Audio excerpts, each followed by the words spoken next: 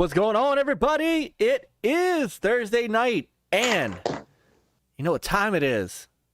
It's 9:08. 9:08 p.m. p.m. It's 9:08, and Yoby is frozen. Yoby is having all kinds of problems already. Man, you all right over there? Comcast is out to get you tonight. Oh no, this is not Comcast. This is actually the app acting booty right now. Oh, oh, is it? You need to reboot your. I love this though. This is a great frozen shot. Yeah. All right, yeah, let's try that. I'll reboot it and give me about 5 minutes. All right, just leave it like that. Like, man, look at what's wrong with him? He's upset or he's excited every time. I'll be back. All right, Yoby will be back in a minute. Go get. Jeff says touchdown. Oh, that's all right. Well, while we're waiting on Yoby's because it's really cool how Yoby connected tonight. So if once he gets it up and running, I want him to show everybody. I didn't realize Skype was still running on consoles. So that was really cool. I think it would be on Xbox console because it is. It is. Microsoft. That's what he's running. Spoiler alert! He's running on his look up your Connect anymore. Actually, you still can. If you have if you get the adapter. Yeah. Well, although thanks. Does it still work? Maybe then it works as just a regular cam, right? Yeah, I don't know. Yes, then it works like a regular cam. But he just hooked up a regular webcam too. So. Yeah. All right. Well, then I'll get the chat hellos out of the way early then. Yeah.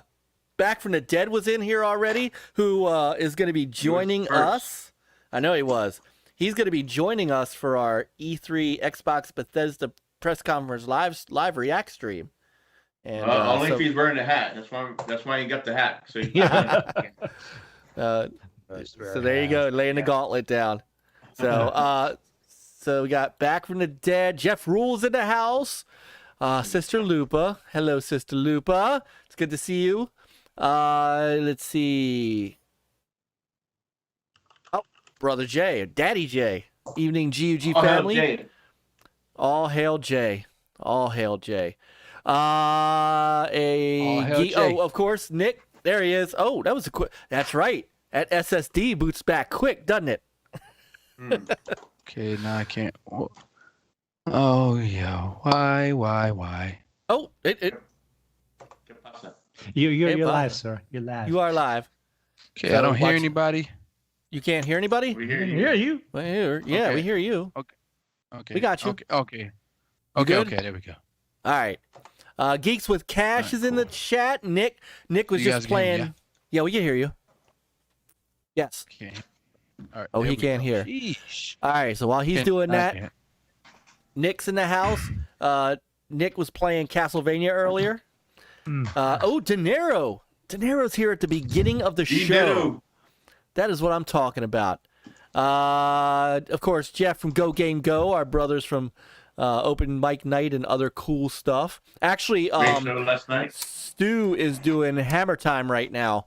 Nice. So we'll catch that later on tonight. Panda Sub is in the house. My man with the super videos. Indie Gamer, brother Indy, how you doing, man? I know Indy's gaming up. He's gearing up for E3 something Saturday. fierce. Saturday starts. Oh, not next Saturday. Well, no, this Saturday. This Saturday, yeah. Gorilla Game Show. The Indies start. Oh, the Gorilla. Oh, yeah. So for him, you're right. That's a good show. That's a good. Yeah. Yeah. Oh yeah. So Brother Pong is in the house. Pong will be with us next week for our pre-E3 prediction blowout. Oh, it's gonna be a good show.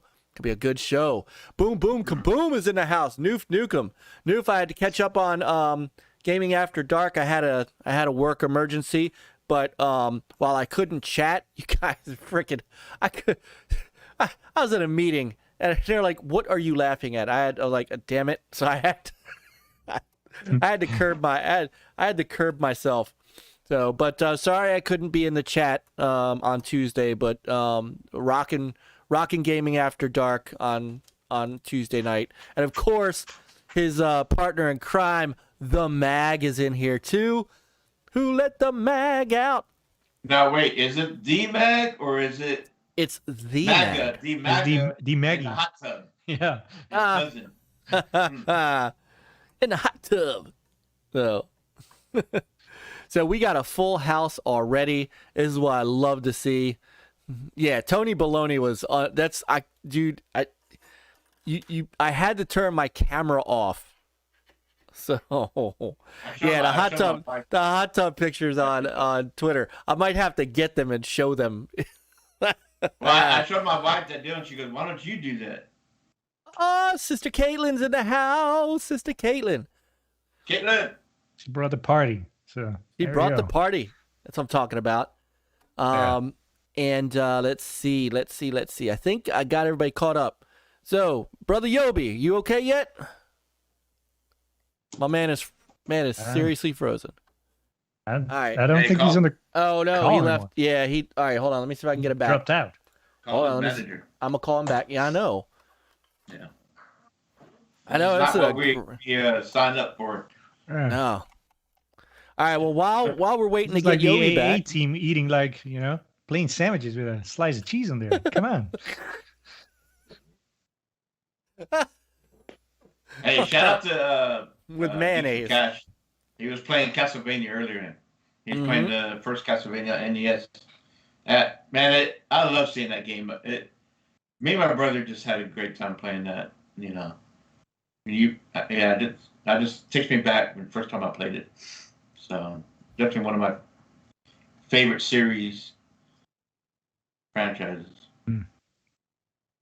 I just saw this in the Discord. Are you guys not live yet? I'm sitting here like, where's my NLG? Sorry, Geeks, we did start a couple minutes late, rather. Yeah. Yeah, he wants to finally beat that game. So, Sister Caitlin, I am. We were highly. I mean, obviously we understand everybody gets busy and stuff, so we are gonna miss checking in on Fun Pop tonight. Fun Pop is not gonna be on tonight.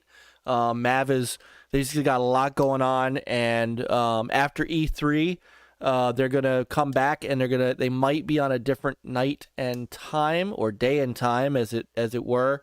If that happens, we will be there to hang out with them. But I am gonna miss popping in on their show and waving hi to them while. Yeah, that's always so funny. It was always fun. You know, they're good people, and that's the hell just happened. Oh, Skype just... Hang on. What in the world? What in the world is right? What's going on? Skype just like dropped. We're still on the air, but my Skype just dropped. And Yobi's having trouble. I don't think it's... I'm wondering if it's not his Xbox. There he is. Mama! It's Skype. Skype is acting. It's got to be Skype because mine just reset. Like mine just literally turned off and turned back on. I can't hear anything. This sucks. And he said I'm multiplying. Where... I don't know. The stream looks fine on my end. Oh no, yeah. No, Yeah, me and Peter are the same people. What the hell is going on? As long as we This can is hear you, amazing. we can hear us. Yes, we can hear you, but this is insane. This is not my fault. For the record, this is not my fault. All right, hold on. Let me see. Yeah. Let me see what the hell's going on here. Me and Peter are twins today. What the heck? Yeah, this is bizarre. Very cool gears hat today. Peter, you're a good-looking guy, Peter. Yeah, Haven't hold on. Driven in a while. What's up, All right, man? hold on. Let me try this. See, this is what happens when Fun Pop is not on Thursday nights. Skype goes crazy. Everything is now off kilter. We're in the multiverse. We're in the bad universe here. All right, hold on. Let me see. And butterfly effect. Yeah. Can we get there? We go. All right, we got Peter back. Hey. Hey. At least I'm not muted. Thank you, back. Yes, at least I'm not muted. Mike's cloning Chris's. Hey, Project Jeff. All right, Yobi is still having trouble. We done Fun Popped your show. Yeah. Nice, man. That's excellent. We done Fun Popped up your show.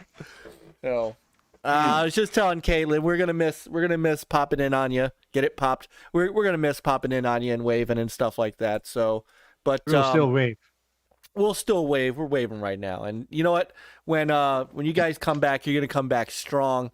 And if it's on a different night, that just means that we're gonna be able to come hang out fully. So No matter what, they always got our support. That's for sure. oh Yeah. hell yes. Yeah, and I told him in the DM, hey, you got another Star Wars topic on Fun Pop, I want to be there. So I'm always itching to talk Star Wars.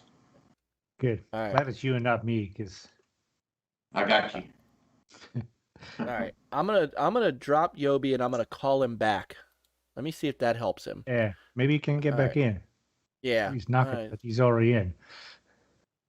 Come a knocking, but you can't come in. Oh, All right. Can't hear me knocking. So. Doesn't sound- Okay, so Caitlin is using our chat to communicate with her husband.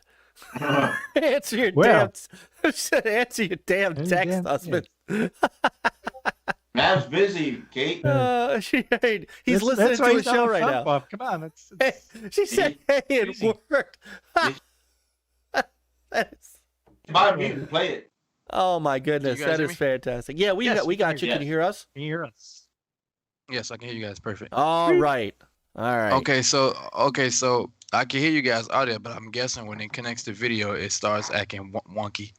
Why is that?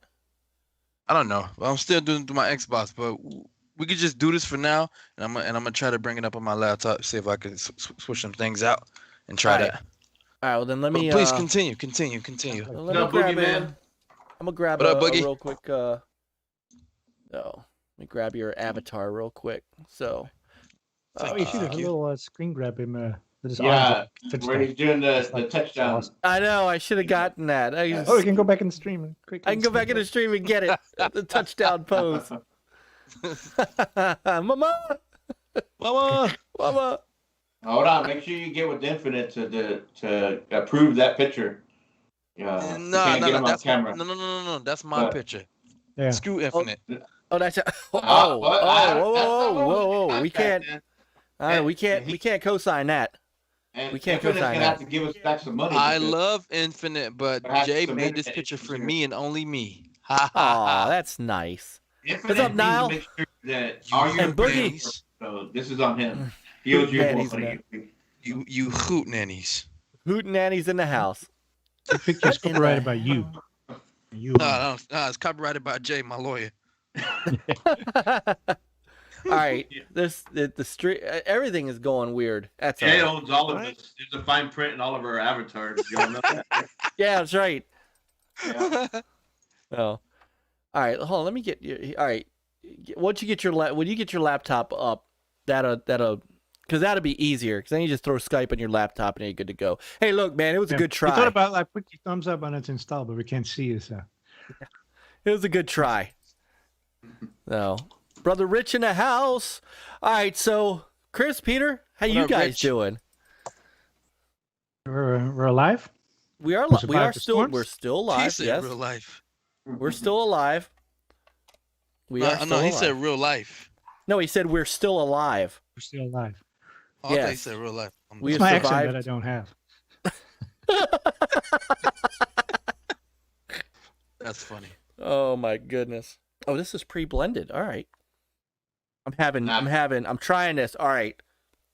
This is how far down the Mike is losing weight rabbit hole I have gone.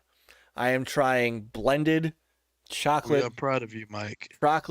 Greek low-fat yogurt. And I'm about to tell you right now if this Blended stuff with is what? any good or if I'm about to throw up in my mouth. It's blended with tastelessness. Yeah. 2% milk Jesus. fat. Ethanol, whatever. 10% for the clean burn. That's actually right. He said with a clean burn. Oh my God. This is live advertisement right here. That is actually not bad. What's Not the name of bad this at all. company? They owe us money. You've been sponsoring them. It's Wegmans. Wait, they owe you money. Oh, Jay, get in contact. Sue them right now. Por Caitlin favor. says it's gonna taste like butthole. Thank you. Well, now that you got that in my head, Whoa. Caitlin. Oh, damn. Oh Hey, man. you You and Matt keep that to You did not have to. You Yeah. did not. Right, exactly. What you two text each other is none of our, right? All right. Actually, that's not bad. Food tastes like butthole. Yeah. It actually Exactly. tastes like somebody took Hershey's chocolate syrup and put it in yogurt. It's actually not bad. Okay, that's not bad. Mm-mm. No. That is actually not bad. And 150 calories. Which is funny because I've eaten very well today. And my fitness app is going to tell me that I am going to starve. Because Well, I've only eaten about 1,279 calories today. And I'm supposed to eat 1,839. But yet, I had a good lunch. You're and a allowed to good have dinner. cheat days. Yeah, but in order for me to cheat, I got to eat another 600 calories. I need another meal. that's like a mini milkshake at I know. McDonald's right there. I know. Like a I tell you little what, shot Peter, glass. Peter, take over the show. I'm gonna head to Taco Bell. I'm gonna grab me some burritos. That's how you lose weight. Go to Taco Bell. You know, Right, No, if- right. So If you go to Taco Bell, you gotta grab the it's like a small salad, like a small veggie bowl. It is fire. It's like vegan. It's so good. Mm. So good. damn it, Mike, don't think about what it tastes like. Just eat it. Discipline. Yeah. Oh. Yes, exactly. Discipline. No, actually, I don't know how I got the taste of. I mean, I've never liked yogurt ever in my life. Always thought it was putrid, and ever since I started this regiment, I've gotten a taste for Greek yogurt. I don't know if it's maybe just different. I don't know what it is, but it actually, I have enjoyed it. I'm not like shoving it down my throat, forcing it in my mouth. It's actually good. So. Everybody is so starving. It's Summer like, Gunther. man, I can't even handle yogurt. Let's go for it. It is good for you. It is very good for you. Patton says he eats cicadas. Eats cicadas. It is. Oh, wow. Cicadas. You know what's funny is that Hey, but don't eat it when you're allergic to shellfish, apparently. yeah, all these years, so somebody did show that it's like eating I don't know, shrimp or something like that, and they were showing how you can prepare all that. I'm like, nope, no thank you. Caitlin, this isn't that kind of show. Some people eat Wow. scorpions and grasshoppers and other stuff, or locusts. So I know the cicada. Hey, right? it's brother Gunter with a G. It's in the house. All right. How we doing, Yobi? Stand by. Okay. Oh, He's standing by. Standing by. I want to give you and Yobi a shout out, man. You guys cracked me up Monday night. I ended up calling into work Tuesday. I was like, shit. Wait, what happened Monday night? When y'all were streaming Oh. together, I gotta grab that big. Yeah. Mech Warrior, and then of course, Panda, his comment. All credit No to Panda comment. Sub 2000, Yeah, man. That was some of the best time. First off, Nah, but I had fun with you guys. So yeah, and I got to thank you, Yobi, for hanging out with me, because that was, you helped me out a great deal, and you know what I'm talking about. I don't know. I know it was very weird. It was very uncomfortable, and I don't know what I would have done without you there. So I gotta say thank you for being there with me, brother. So Well, thank Jay. He actually approved me being there. Yeah. all of your NLG appearances are pre-approved by Jay. As long as I keep sending him hosted by checks. Infinite. BRB. All right, here we go. He's gonna roll out. He's gonna come back in. So, yeah. So we were talking. I'll wait till he comes back, because it's not fair to tell this story without him. So Welcome I to don't know J if- Street. And yeah, Yeah, J Street. I want to give a shout out to Jay Oh. Street, and also prayers for him and his family. He lost his dad not too long ago. So Yeah. Oh, Jay, I'm so sorry, my brother.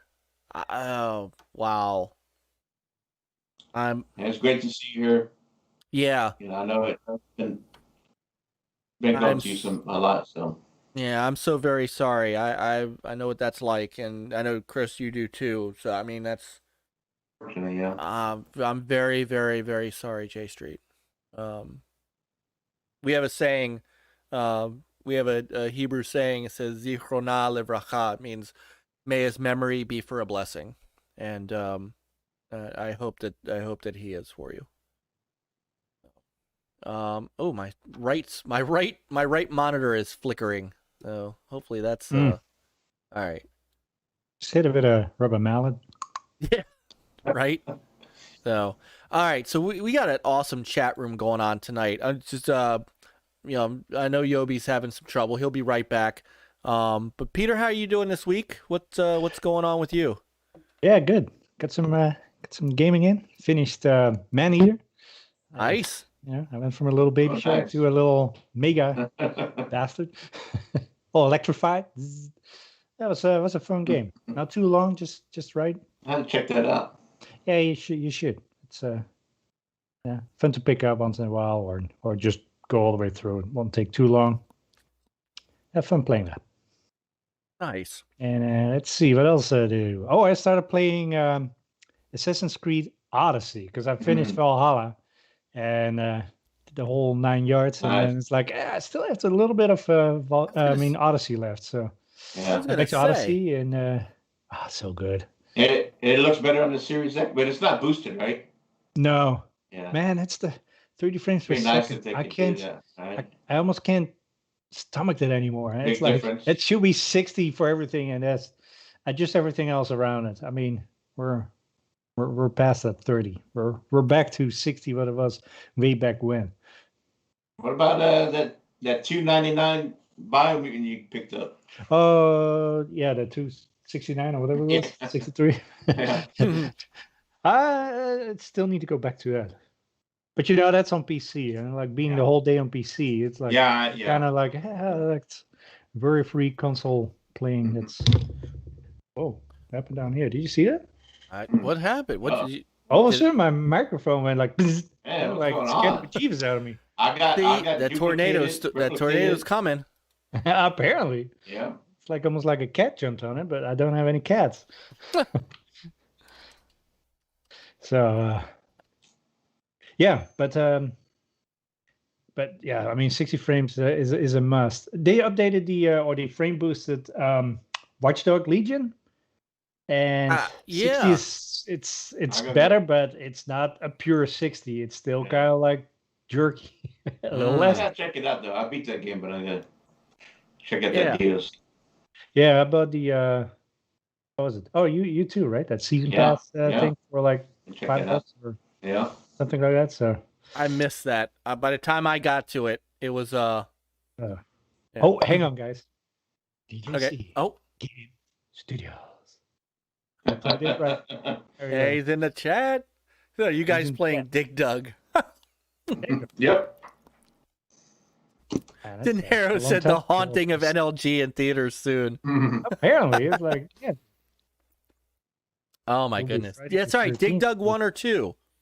You can't. You can't. There's 2 of them. Did it Chuck. make a second one? Yes. Oh yeah. Yeah. I don't know. I only know one. That must be number one. All right. Let's see where Mama is. Where's I Yoby? see 2 was bad. Mama! So, Yoby. See if he's still working on it. Let me knock him out and bring him back in again, and see if that helps.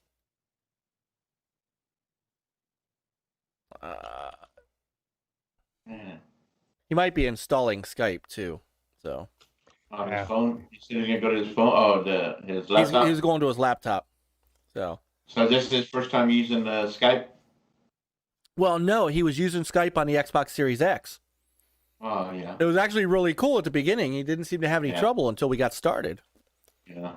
So and then it. I don't understand Remnants. why Xbox and Microsoft can't. Okay, you did away with Mixer. We can still stream to Twitch, right? But right. Mhm.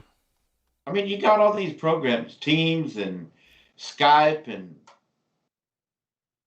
you have your own gaming platform. Why can we not have our streaming service, a nice streaming service, or or use Skype or something Well, I don't know. to implement that? I still want to know why neither console, which is now basically install mini computers, why you can't do an overlay. Now, obviously, you know, that would make it so much easier for people to stream, you know, because then they could put overlays on.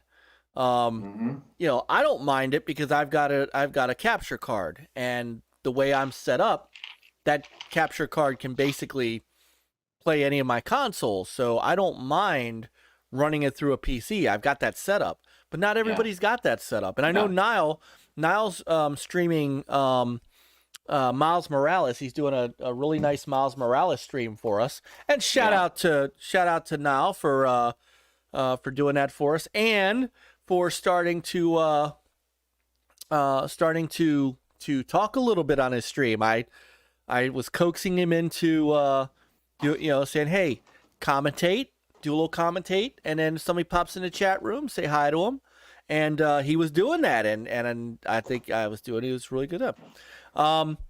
So Nick says, hey, what's up, brother? Nick says, I think they're avoiding overlays because what if someone makes this kind of an obscene overlay that they upload to use? I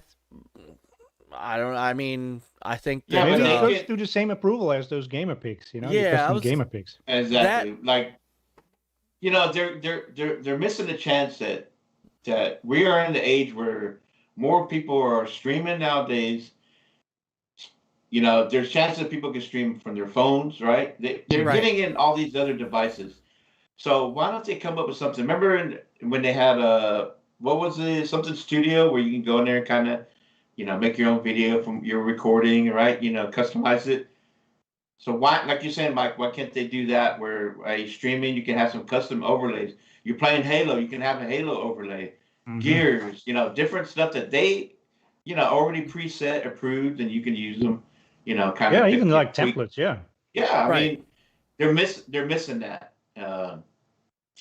And I don't get it because, you know, they obviously have the they obviously have the know-how. They have the software company that can do all that. Well, the thing is, the bigger, you know, these companies get, the harder it is to do anything. It's so much. But Retro Bro's got the right idea here. He says they can at least do editable stock overlays. Right? Yeah. So, where you put your name and your stuff in that, you know, right? Yeah. Yeah, your name, camera, little thingy, you know, where you want it. If you want camera, you know. Yeah, they need to. But also, I mean, look how hard it is to stream now on an Xbox. You don't have, you know, it used to be defaulting to Mixer at least, you know. But now, like, if you want to do Switch, you have to start the Switch app. If you have a 1440 monitor, then, you know, you have to turn it on and off because otherwise it doesn't switch correctly back to the desktop, and you can start up the app. Lots of issues. I mean, at least on PlayStation, you know, you can, if you want to stream, you can pick, you want to stream to YouTube or Twitch, you know, it's a little easier. Xbox needs their ass in gear. I mean, look at all the alpha builds and beta builds, and you look at the release notes. They have the same issue list like week after week. It's like, when is shit gonna get fixed? I mean, what are they doing?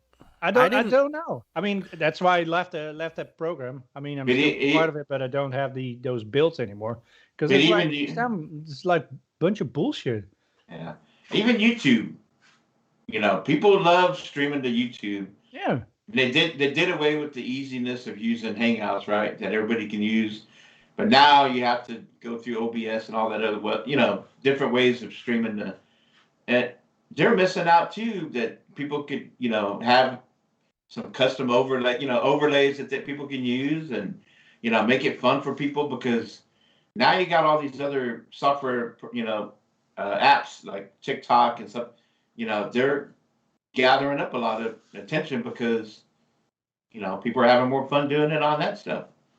But here's another thing why those apps are popular and stuff, because, you know, they first of all, they don't have a lot of red tape. Second of all, they put security as second place. It's not their primary concern, and then I have to knit that back on. And but that's how they get popular, because it's just, you know, the easy way of doing stuff, and it's easy for people to sign up and easy for people to use. But that's as far as it goes.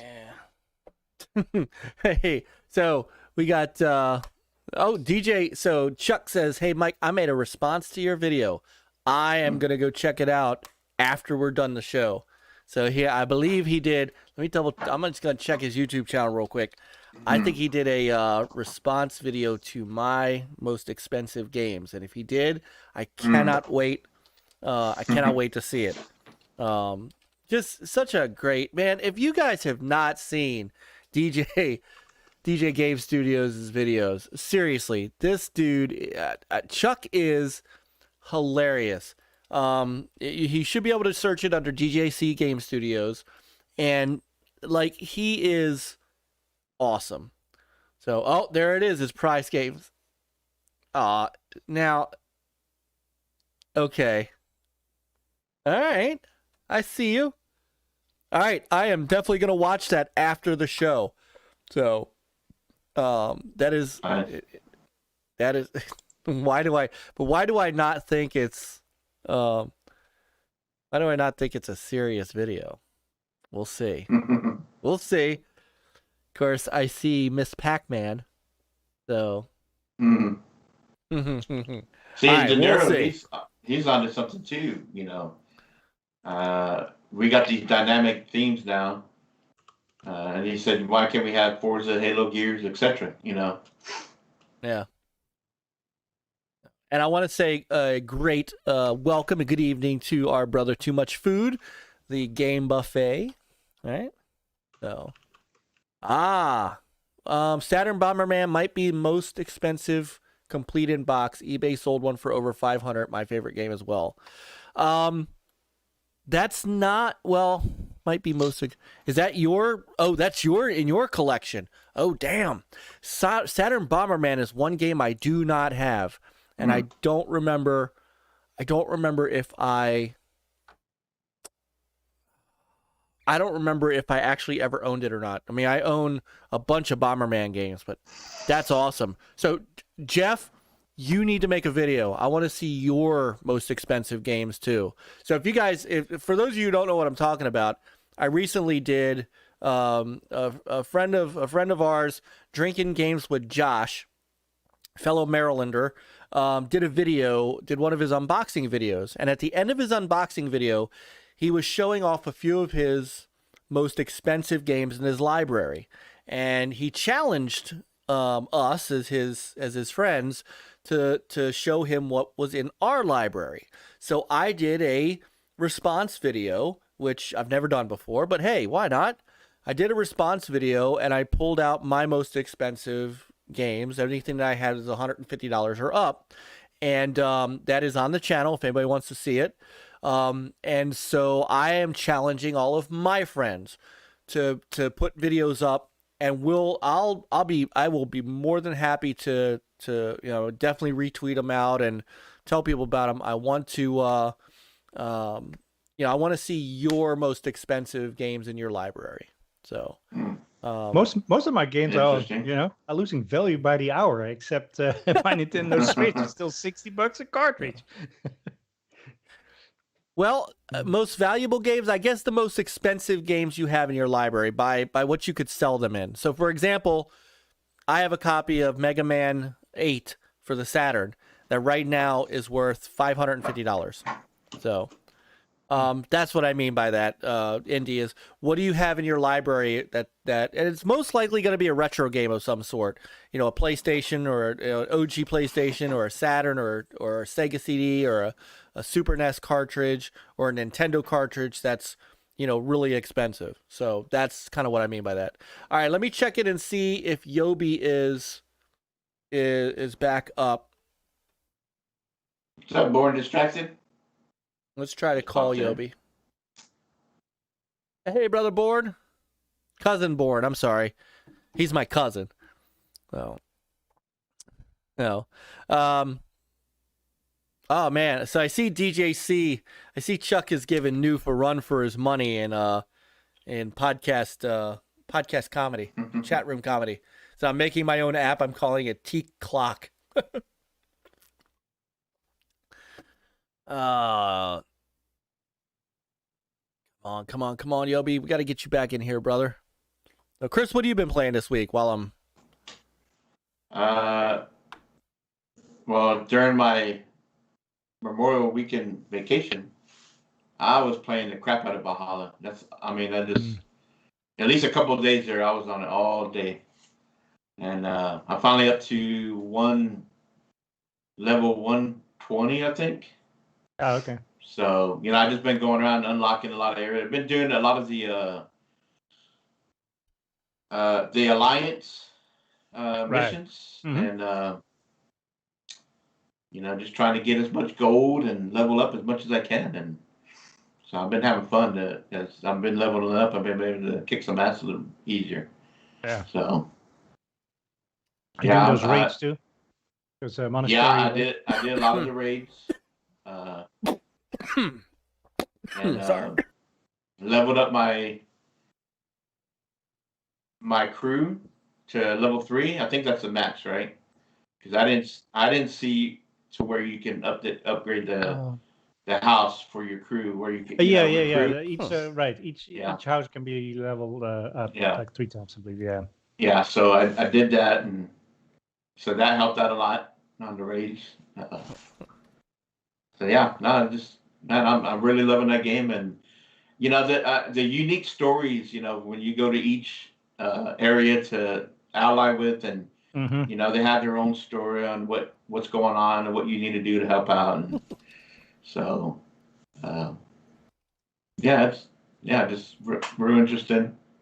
So we'll see where. It's pretty cool too. That's why I just love It is a beautiful game, and very just a different areas. You have the history of the Roman. You get buildings that are still left around. Yeah. And then of course you got certain castles that the areas there that you have to deal with. So I don't know how far. I'm sure I'm a long ways to finish the story, the main story. We'll see, but I'm definitely interested in taking out the order. I guess you knocked out the whole order assassins list, huh? Mm-hmm. Yeah. Yeah, one by one. Pretty much late. Most of them were all like pretty late in the game, though. Yeah, I noticed. Yeah. Can you guys hear me? Yoby. Okay, we got a Yoby.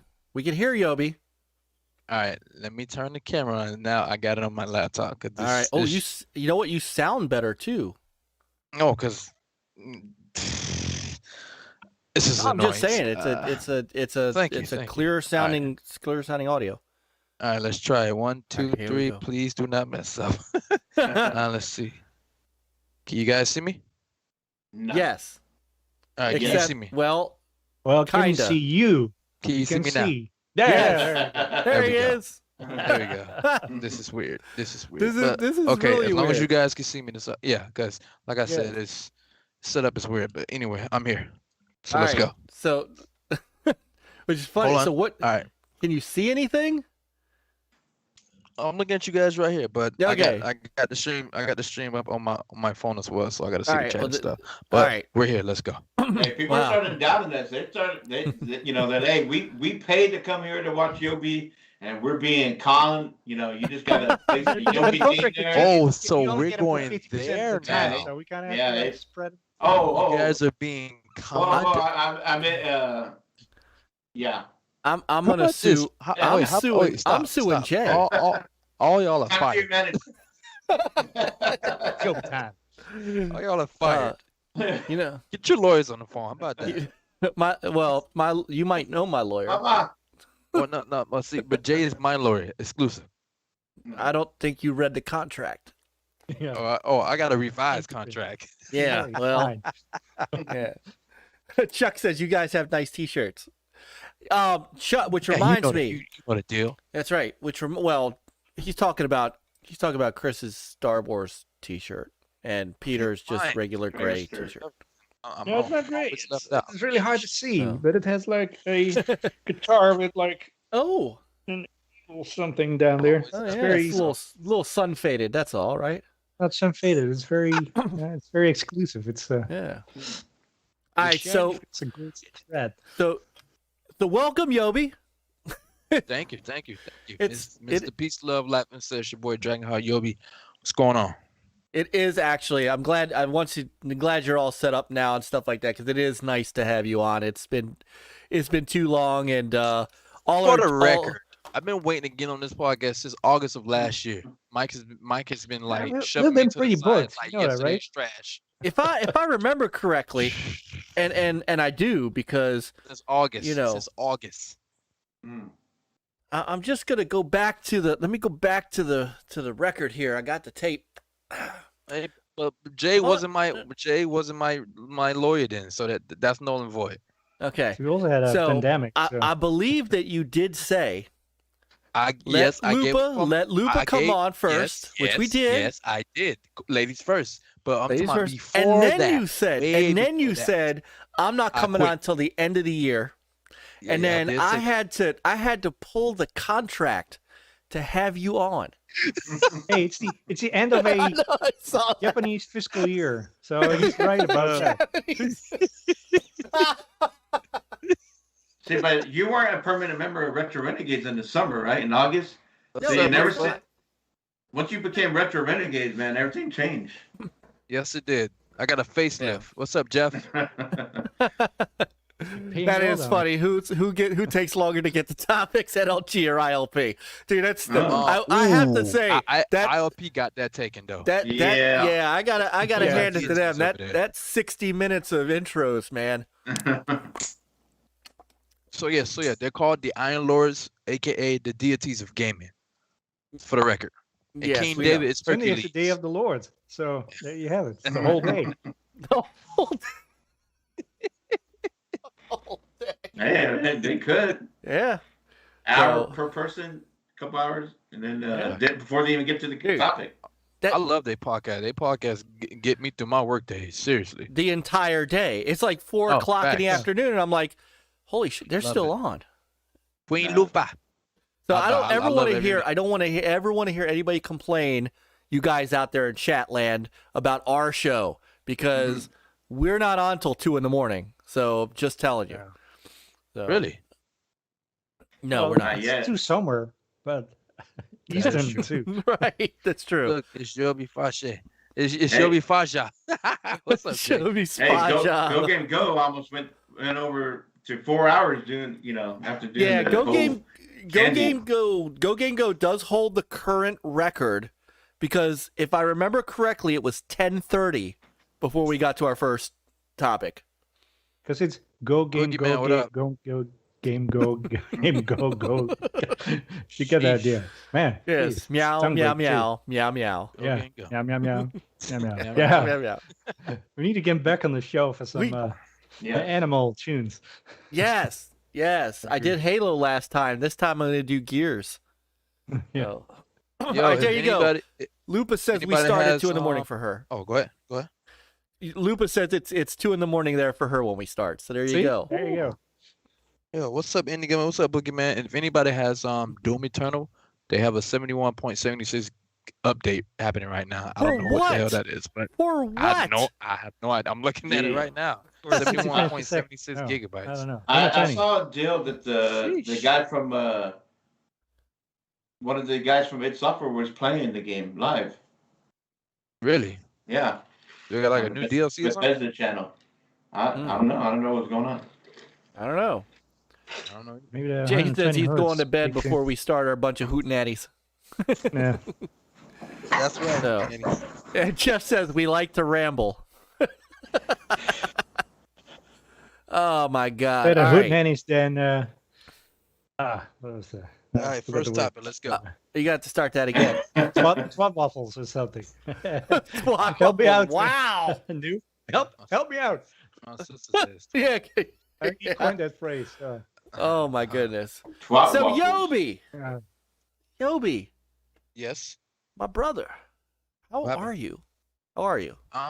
Man, I'm fantastic, man. I can't complain. Yeah. I'm happy to see another day. I can't see another day. I'm finally on NLG at the numerous long contractual obligations and meetings and red tapes. Well, it was negotiations. The negotiations. Our people called your people. To come on. Yeah, no. Well, our people were in the same conglomerates. I don't know what you're talking about. Sounds like some hootenanny stuff coming from you, but we'll say that for another day. Show me the money, and then finally, damn, it was broken. But that's right. I'm fantastic. I'm just happy to see another day. How are you guys doing? That's the real question. Oh, we're good, man. I'm good now that you're here. You on the show? It's like it's nice. It is. Wait, does Yobi have a lot of the midichlorians? Midichlorians. Are you a Jedi? If we're talking about Force talk, yes, we're talking about the Force. I cannot deny or confirm that. Okay. Because my lawyer's in the chat, so I gotta be careful what I say. Gotcha. Oof. Shit starts levitating behind you. I think, yeah, he's going to bed. Now you can tell us. Boogie says Yobi has more midichlorians than Yoda. I don't know about that. We talking about the OG Yoda, the one who he's small but he can still kick some butt. So yes, let's leave that that's alone. very true. That's very true. So Yobi, and back now on that yogurt. So there we go. Yeah. Yogurt. Speaking of yogurt, try this Wegmans Greek yogurt with chocolate. You jokes. Maybe it had too much Greek in it. Like, in your it's bastards. Wow. Peter's on a roll. Tip your waitress. Try the veal. We'll be here all week. Yeah. That's right. All right. Psychonauts in the house. What's up, brother? Psychonauts. What up? All right. So, Yobi, before we actually get to the first topic, because, like the first topic, we're delayed. But now that you're here, there's always wanted something that that I'd love that we ask it everybody. You know that.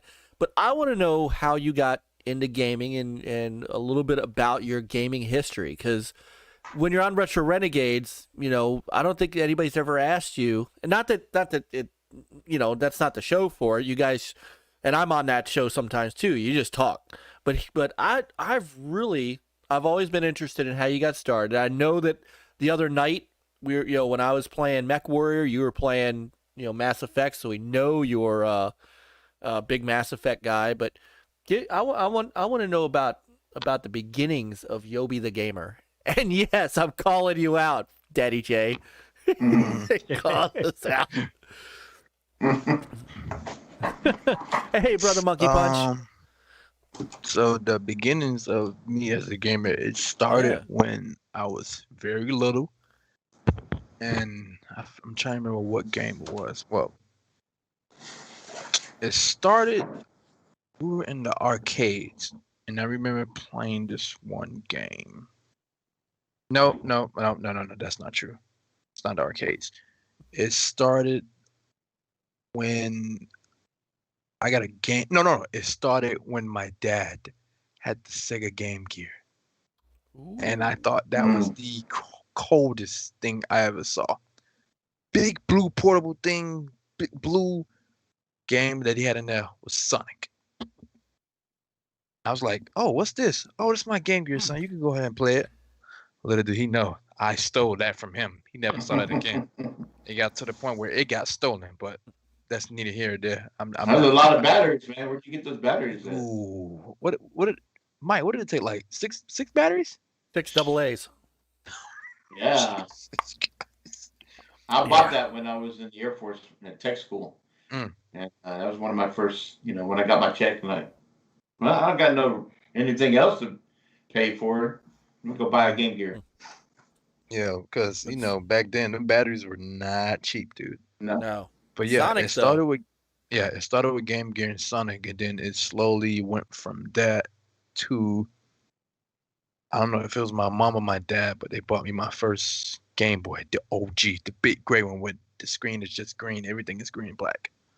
Mm-hmm. And Tetris handheld. Yes, the Tetris handheld.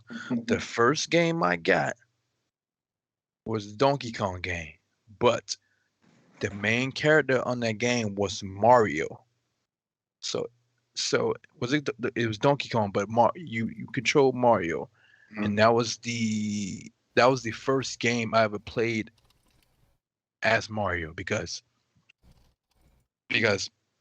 the game had many stages. It was the longest. It was like at the time, it was like one of the longest game I ever played because you can walk, you could flip Mario upside down. He could walk on his hands, and then you got boulders coming at you. You could jump over the boulders. It was like one of the coldest games I ever played. And it had one stage, two. It had many different stages, and I can't remember the ending, but it was fascinating. And from there, that's when Tetris came into play. That's when Tetris, and then from there it grown to. I went to a friend of mine's house. Well, actually, my father's friends, and they had the Nintendo, the NES, and they had this Super Mario game on it that was I'm trying to remember what was that. It had a Super Mario. It had a Mario game on it, but it was the Mario, the one where he had the tail, had the brown tail. I think it had like the yellow background on the front. I should ask Seth. Seth would know. Was that on Nintendo or Super Nintendo? You might be thinking. Are you thinking of Super Mario 3? Yes. Okay. Yes. That was NES. Okay, NES. Yes. Yep. Yes. My son has taught me well. I was at the house all day, and then when my dad finally came and picked me up, I cried because I wanted to stay and play that game forever. Amazing. And then that slowly turns into Super Nintendo. And lo and behold, Super Mario World. The one with Mario and Yoshi on the front. Mm-hmm.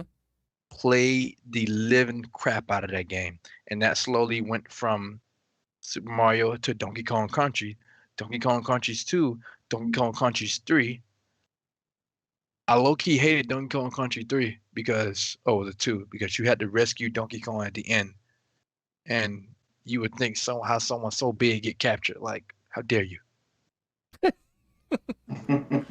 I was disappointed because I wanted to play with Donkey Kong, but there's no shade of Diddy Kong. Diddy Kong, he was small, but he was agile. So, and with Dixie Kong as well. But that's where my gaming journey started, and from there it blossomed to the point where I was doing so good in school, and this is gonna close out my segment. I was doing so good in school. Pop's like, yo, what do you want for Christmas? I'm like, I have a few things. He's like, okay, give me a piece of paper. I gave him a piece of paper, the school paper with the lines on it. He said, fill out that paper front and back. That's all I need to hear. Dude, every single line, front and back. Dude, Christmas morning at his house, bro, it looked like he held towards us up for ransom, and every single present that I ever had was, every single thing that I wanted on that list was there.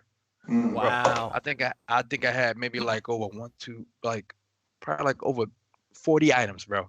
I had a Game Shark, at a Nintendo 64, at WWF WrestleMania 2000. I had Super Mario. I had I had a whole bunch of other games. I had a Game Shark. I had another Game Shark. I had the Transformers. I had the Power Rangers. I had anything you could stick. I had a basketball. I got a sweater. It was one of the best Christmases I ever had. And you talking about the best Christmas, dude? I could have died happy right there, and I'd have been resting in peace and happy with a controller in my hand, like. So that's my gaming journey, and from there, DJ C would have liked you like that. Oh, I bet. That's his thing. I bet, yeah. But yeah, man, from that time I touched the video game, it blossomed. Then blossomed from there. But that's the origins of my gaming journey. Nice. Well, your dad, Super Nintendo, The Adventures of Booger Man. You have to play that. I was on Super Nintendo. Adventures of Booger Man. Genesis. He flicks boogers at his enemies. Yeah. And he farts on them. So I'm aware of Booger Man. Cold. Yes. Cold. Love it. Nice. So your dad had good taste if he started Thanks, you out Dad. in Sonic the Hedgehog. Oh yeah. So, oh yeah. I think we triggered Lupa though. Why? What happened? Oh, with she Lupa? is. What'd she say? I think she went and hid under the table. She does not want to see. She does not want to see blue hedgehogs. You're all obsessed with blue hedgehogs, brother Mike. You're darn right I in am. my defense, I prefer Shadow over Sonic. I said it. Wow. If we being honest, Shadow can kick Sonic's butt. Wow. Why? Because Sonic got the 2 pistols. Because because Shadow got the 2 pistols. He don't care. He had his own game. It's a shock he didn't get in part 2. Wow. Shadow over Sonic any day. I don't care. Man, you picked. You want to know why I picked Shadow? You picked because discount Sonic the Hedgehog. Watch your mouth. Watch your mouth. Sonic would do what he had to do to save people, and that comes with having a good heart. Shadow, he's an anti-hero. He don't give a damn. If you got to blow your head off, he's gonna blow your head off. Simple as that. Shadow is cold. I love Shadow. Wow. And I'm done with that. All right. Lupa says that's my guy. Yeah, Shadow's my guy too. Chuck said prickly little devils they are. No, I didn't say bargain bin Sonic. I said discount Sonic. You watch your mouth. You know what? Close enough. Yeah, see, and he's right. No Shadow without Sonic, though. I don't care. You're right. No Shadow without Sonic. I don't care. But Shadow is his own person now. Shadow will beat Sonic up. Period. He's got to catch Sonic. I want to use other words, but I promise Mike I will tone down my bad language. He's got to catch Sonic first. He got to catch Sonic. Look, this all Shadow got to do. The 2 pistolas, bow. Game over. That's it. Right or wrong? Wrong, but it's okay. It's all right. Kick rocks. You gotta wait. We gotta wait for the secret movie, so can't kill him off yet. The Panda Sub said, when my parents saw my report card, they bought me a cardboard box to leave the house. Wow. No comment. All right. Okay. So thank you for that drive down Yobi Lane. Yeah, That's good, appreciate man. It. Nice. Yeah, man. Thank you, Dad. It's like the narrative premier. He said, how many of us, fathers got us in the game? And my dad did, and my grandfather. Project Jeff tells over everyone else. Mama. All right. We have delayed long enough. Peter? Yeah. Topic. All right. Topic number 1. Let's go. Delay. Delays. All right. Delays. Lots of delays. Lots of delays. Oh, Rab's in the house with 2 pistolas. Sonic Reservoir Hedgehog. Sounds awesome. By the way, if he's still in the chat, I wanted to really quickly just what a segue. If Retro Bro's still in the house, I wanted to shout this man out. We've got something cooking, and we're almost 100% locked in on it. And it's going to be an Intellivision Amico event here on the East Coast, up in Pennsylvania. Does The Rock know about this? Don't care, Rock, unless The Rock wants to come and hang out with us. You know. Man, you say you got something cooking. You know, you smell what The Rock is cooking. I don't know. Does The Rock smell what Tommy Tallarico's cooking? I'm just saying. But we got yeah, that is. We got an event that's coming up. We're gonna fully announce it as soon as everything is baked in. But it's looking almost pretty much a lock. And once we have it, completely, we'll probably announce it the next week or two. But I gotta give props to Retro Bro, because if when this happens, he really drove the truck on this, and he's actually gonna get a bunch of people out here in the East Coast to see the Intellivision Amico before it launches in October. And me and my son are going to be 2 of them. You have to please tell me you're going to do an unboxing with Seth. Oh, heck yes. And actually, we're going to please. So we're going to when this thing happens and we go see it before the launch, we're going to do a special video together. But Stinger, please, it can't just be a regular, but it has to be a live unboxing. Oh, we'll do a live unboxing for sure. Yes! We'll do that. We might have to do a live stream, him and I, for that. You're right. I will, because, yeah. But we're also going to do a video on seeing it, yeah. So I'm looking forward to that. Rab said after E3. Yeah, that's probably when we'll make the official announcement. But I just wanted to shout out Retro Bro for being this thing comes together like it's coming together. It's him, and he's also going to be responsible for helping bring together a whole bunch of us that are going to meet up. Rab and Nick Geeks with Cash, and a bunch of other people. Rich from Bacon Ice Cream Production, Saggy Melonz. I think Dreadpool was still saying he was going to come up. I'm still trying to convince Peter to come with me, but good to see you too. It's fun speculation. Yeah. So, Retrobait. I hear you guys need to bring the show to a screeching halt, so I'm here. So that's right. E3 might be done again. Yes. All right. Sorry. Okay. So anyway, sorry, that delay was my fault. All right. So. Infinite's here. Get back on track. That's right. Our benefactor's here. It's okay. Okay. Yeah. So. Benefactor here, right? I don't know if you guys had. I'm sure you guys have all seen the news by now. I'm going to bring this up for everybody to see. So there's been a lot of PlayStation news this week. Some of it good, some of it not. Some of it is very informative, and I'm looking forward to talking about that tonight too. But let's get to the bad news first. So my guess is that COVID claimed another victim. Let me see if I can make this look a little better. Hopefully you guys can all see that. So Sony Santa Monica yesterday put out a tweet that says, since the release of the next God of War teaser last year, we've been humbled by the amount of love the community has shown us. We are incredibly grateful to see so many people excited to experience the next chapter of Kratos and Atreus' journey. That's a good note, because we know Atreus is going to be in the next game. We remain focused on delivering a top-quality game while maintaining the safety and well-being of our team, creative partners, and families.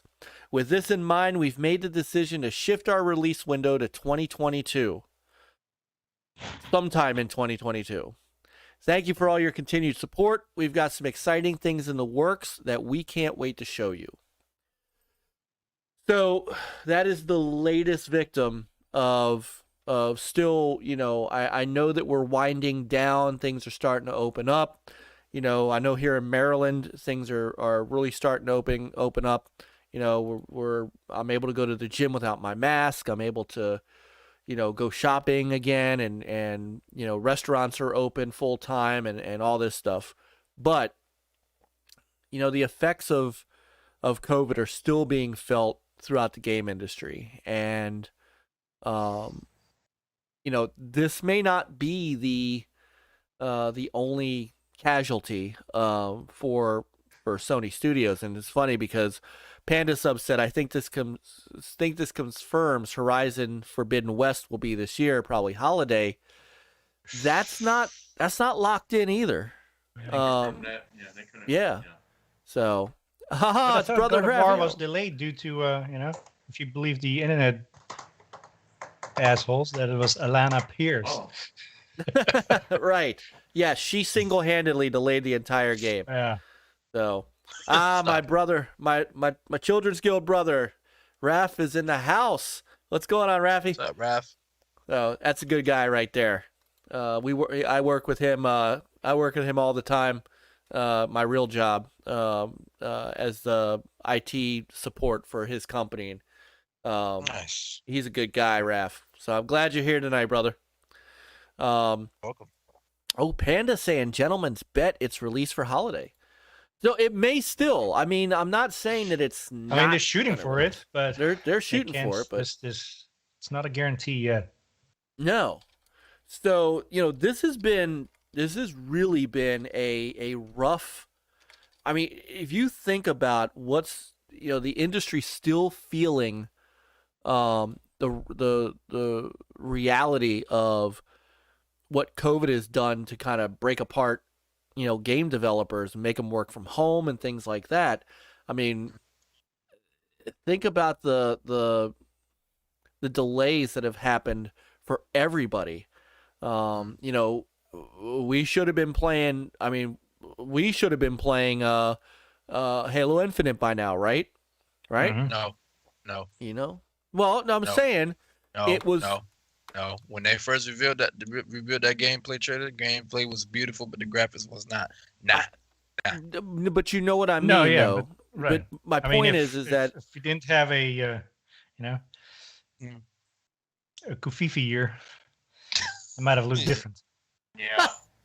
Yeah, we lost a year. I think all these. We lost an entire year of game. I agree. I mean, look, from Xbox and PlayStation 5 are having a hell of a time producing enough consoles to get on shelves, to the point that the PlayStation 5 is actually redesigning their console to get new and different parts just so they can manufacture. All right? I just talked about the Amico. The Intellivision Amico was supposed to be out in October. Mm-hmm. It was then supposed to be out in April. Now it's coming out this October. And, Tommy has been extremely upfront with everybody and extremely transparent. They're having trouble, like everyone else in the country and in the world, the parts. Getting parts. They're short a couple of parts that they can't find. So, just a quick little shout out to Game Buffet. Aww. For the $4.99 super chat. Don't forget to tip the host. Support our friend, Gamers United Guild. Game Buffet loves NLG. Respect. All right, now we can eat. Thank you. Thank you, brother Chris. That's awesome. So, and he even got go ahead. I was gonna say he even got the Gamers United Guild hashtag dead on. Yes, he did. Yeah. So, my man. All right, go ahead, Chris. Santa Monica is in California.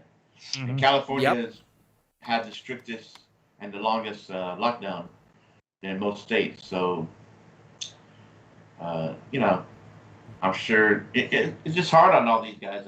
I did not expect God of War to come out this year. Or even Horizon. Forbidden West. I can't say Horizon Zero Dawn anymore. No, I know. It's like, what the heck? I have to set it all up. I mean, they both, all these studios have all lost, to me, lost a year. And then working from home pretty much 2 years. It's not easy. I'd rather have them, being longer in the oven and marinate a little. Yeah, absolutely. And it's gonna be rushed, and we have to eat a lot of bugs and other stuff. Yeah, absolutely. And look, chip shortages across the world have hurt phones, cars, automobiles. Yeah. I mean, it's not. It's amazing how people think. They think in a bubble, right? So, they think that this there should just be PlayStations everywhere. There should just be Xboxes everywhere. And you know what? Some of us were lucky enough to get them, but it's not, and Yobi, I know you said, which I agree with, that when they showed the gameplay trailer for Halo, that needed to get back in the oven. But without, as Peter was saying, without COVID, maybe that team's got the time and the resources they need to get that thing out when they said that. Because remember, that was supposed to be an Xbox Series X launch title. Yeah, true. But you also got to remember the plans. You also got to remember Phil said that he said Halo 5 wasn't complete, and he said he thought about releasing it in parts. That would have been a PR nightmare. That would have been a PR nightmare. Let's be honest. The public would have destroyed Xbox for that. You know how the media bias is. The public's still gonna destroy when it comes out, though. Halo 5. Halo 5 cannot do good. People will bitch about it. I'm just be prepared. Just enjoy the game and have fun with it. I agree. I'm gonna you know love what's it. going to happen. It's like, you know, Stop eating the chips, man. Do the hardcore, they will be good, and everything else, you know, it's the medium core. It's like, oh, it still doesn't look good, still doesn't look next gen. Blah blah blah blah blah. Yeah. There you go. They have it. He has spoken. No, I you know, look at the. I got a list of just about all the major game delays. So remember, Outriders was delayed, right? Because it was supposed to come out last year.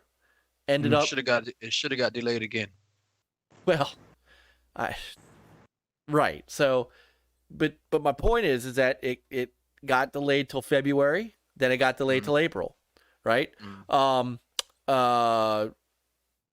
Resident Evil Village was supposed to be out. The multiplayer was supposed to be out the same day, and now they had to delay the multiplayer on Resident Evil.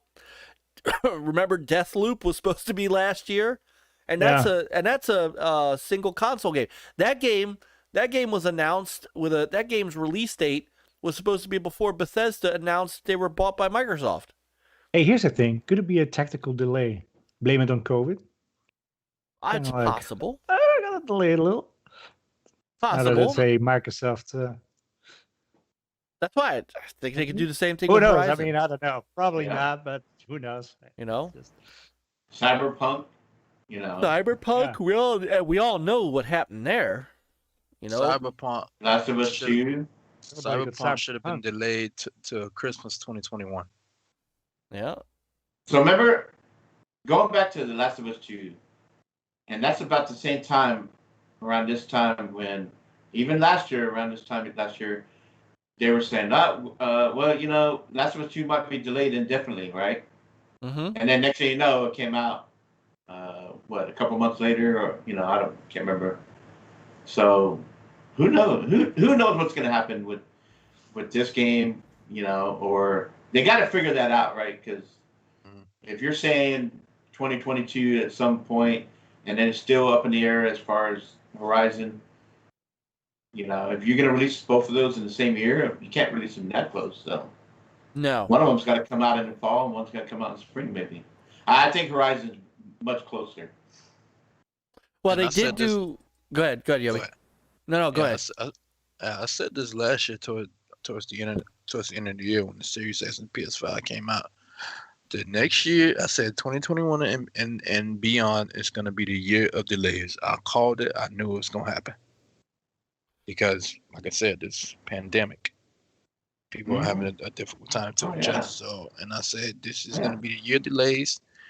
A lot of people didn't like what I said, but I personally love it because it gives these people time to work on the game, and hopefully they can put out a working product day one, and hopefully these student ties cannot interfere with the development and start worrying about their return on investment. Your investment is going to come back. Just let these devs finish the games. That's the positive that I see for in delays. That's what we're hoping for. Yeah, it's okay for the delays. Let them cook more. Exactly. We still got a lot of games that have been coming out already. Mm-hmm. Ain't nobody starving right now for games, so let them cook. Dude, you know what's funny about that? People are getting mad about delays, but last time I checked, 99% of us have backlogs. Mm-hmm. Yeah. So I'm still trying to beat Sleeping Dogs Definitive Edition. Oh, good. So yeah. good. Well, it's so good with the FPS boost. Ooh. Well, duh. Yeah. Dude, that FPS boost is for real. Man. But I mean, you know, there's now Panda Sub says he has a feeling it has more to do with not being able to get enough consoles out there. It's not good to release huge games on systems you can't get. But Ratchet & Clank comes out at the end of this month. So yeah. And only on PS5. So fun speculation is also trying to vie for best comedy in the chat. So it's Noof, it's Chuck, and it's he's advertising Doritos. Yes. This man just said he's still trying to beat Duck Hunt. Oh God. Yeah. Rab also said, yeah, but we got giant vampire lady in 40s attire who filled our Twitter feeds all month. So Resident Evil Village gets a pass. Resident Evil Village, Biomutant. Everybody's been talking about. Yep.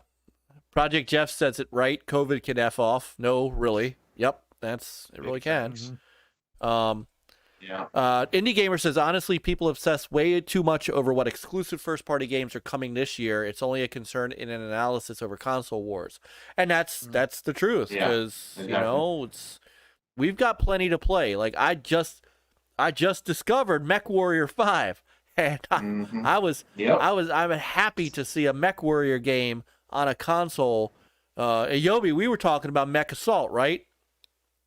We were talking about that beautiful game and how and how so we were like comparing Mech Assault to Forza Horizon, while MechWarrior was kind of like Forza Motorsport. You got the sim versus the arcade. And I mean, but again, so here's a brand new game for me to play, that I can't even, I'm gonna have to get through. I still have to beat Sleeping Dogs. I still have to play. I mean, there's so many games that I keep saying, oh yeah, I gotta play that game. Oh yeah, we gotta play that game. Oh yeah, I gotta play that game. I have let AssassinLupa. I've let my sister Lupa down so many times on playing Outriders, that I am a bad person. I just can't. But it's like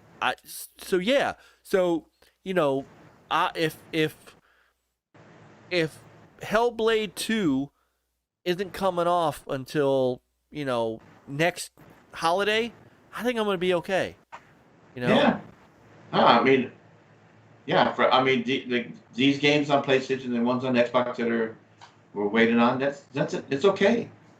And everybody they want a release date. You can't, especially right now with the whole 2020, and we're still coming out of this COVID. They can't give us a release date. They just can't. Also, it sets them up for failure, and then criticism if they don't meet that date. But also, stop giving us dates so far in the future. No, I agree. If a game is not coming out within the next 6 to 8 months, that you feel like it, okay, maybe it slips a little bit, or you're still within a year. Don't say oh yeah, it's coming out 2 years from now, 3 years from now. It's like, I mean, and see, that's my thing. No room for. Bethesda is good about that, right? They'll announce a game 6 months. Normally the games they announce are coming out the current year. So if they show Starfield, I expect this year. Could we get it this year or not? And due to COVID, they can say, look, we wanted to bring it out here in the fall, but we're going to push it to early 2022. And that's fine. It's, January, February. Cool. I remember when they first announced Fallout 4, and Fallout 4 came out that same year. I thought that was amazing. Yeah. Everybody praised it. Came out the blue, too. It came out of nowhere. Yeah. And hopefully that culture, that influence from Bethesda translates over to Xbox. And they get in that window because they got all these studios. They can afford this, like you said, Peter. We don't need to know, hey, this game's coming out 2 years later. No. Let them cook. Let them know, hey, these are games that are in work. Cool. Give us a teaser. But here are the games that are coming out soon. Yeah. Focus on those. And I will give credit to PlayStation. They've done a good job. They Last of Us 2 and I like what they're doing with their what are they, stay at play or whatever they call it. That when those games are about to come out, they're doing a nice, good 12, 15-minute focus on. I like that. Mm-hmm.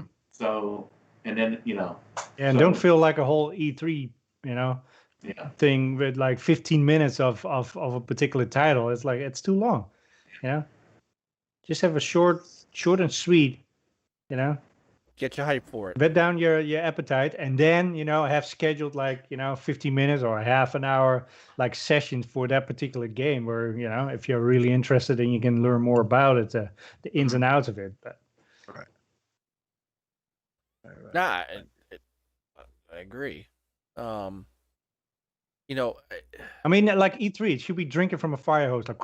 Wow, so many games, and okay, I need a break. That's what it should be. It's what it should be. You'll get that. I think you're gonna get that with some. Like you're gonna get that. We're gonna get that with the Xbox showcase because they're there. You'll get that with the Nintendo showcase because they're there. You're not gonna get that with the Sony showcase because there is no Sony showcase. So they're gonna need to do something, to. And maybe it is that they can't right now.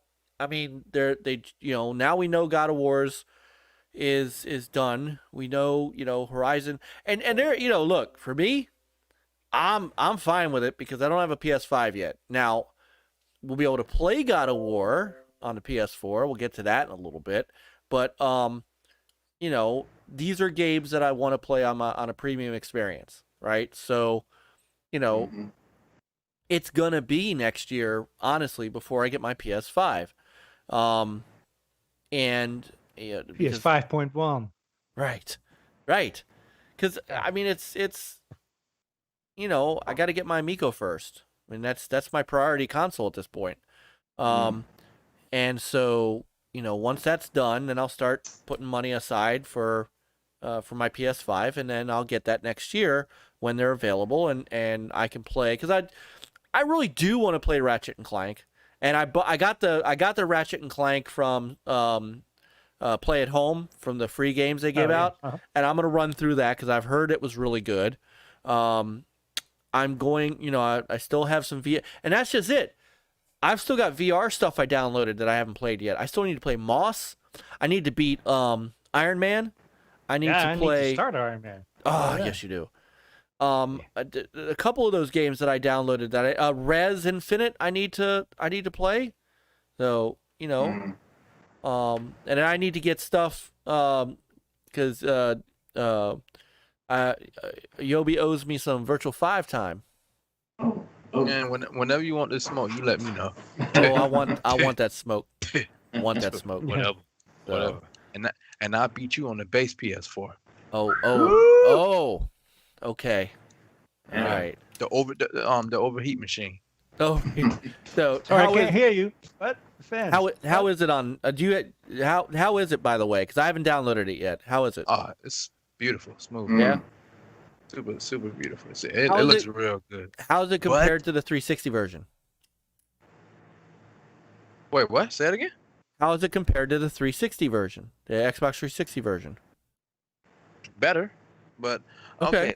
So it's better, but I'm playing on the base, so I wouldn't know all that well. Now, if I played on the PS4 Pro, I'll let you know because we have a PS4 Pro. I'm gonna be playing on base. I'll get back to you on that. All right, I'm gonna be playing it on base. So cool.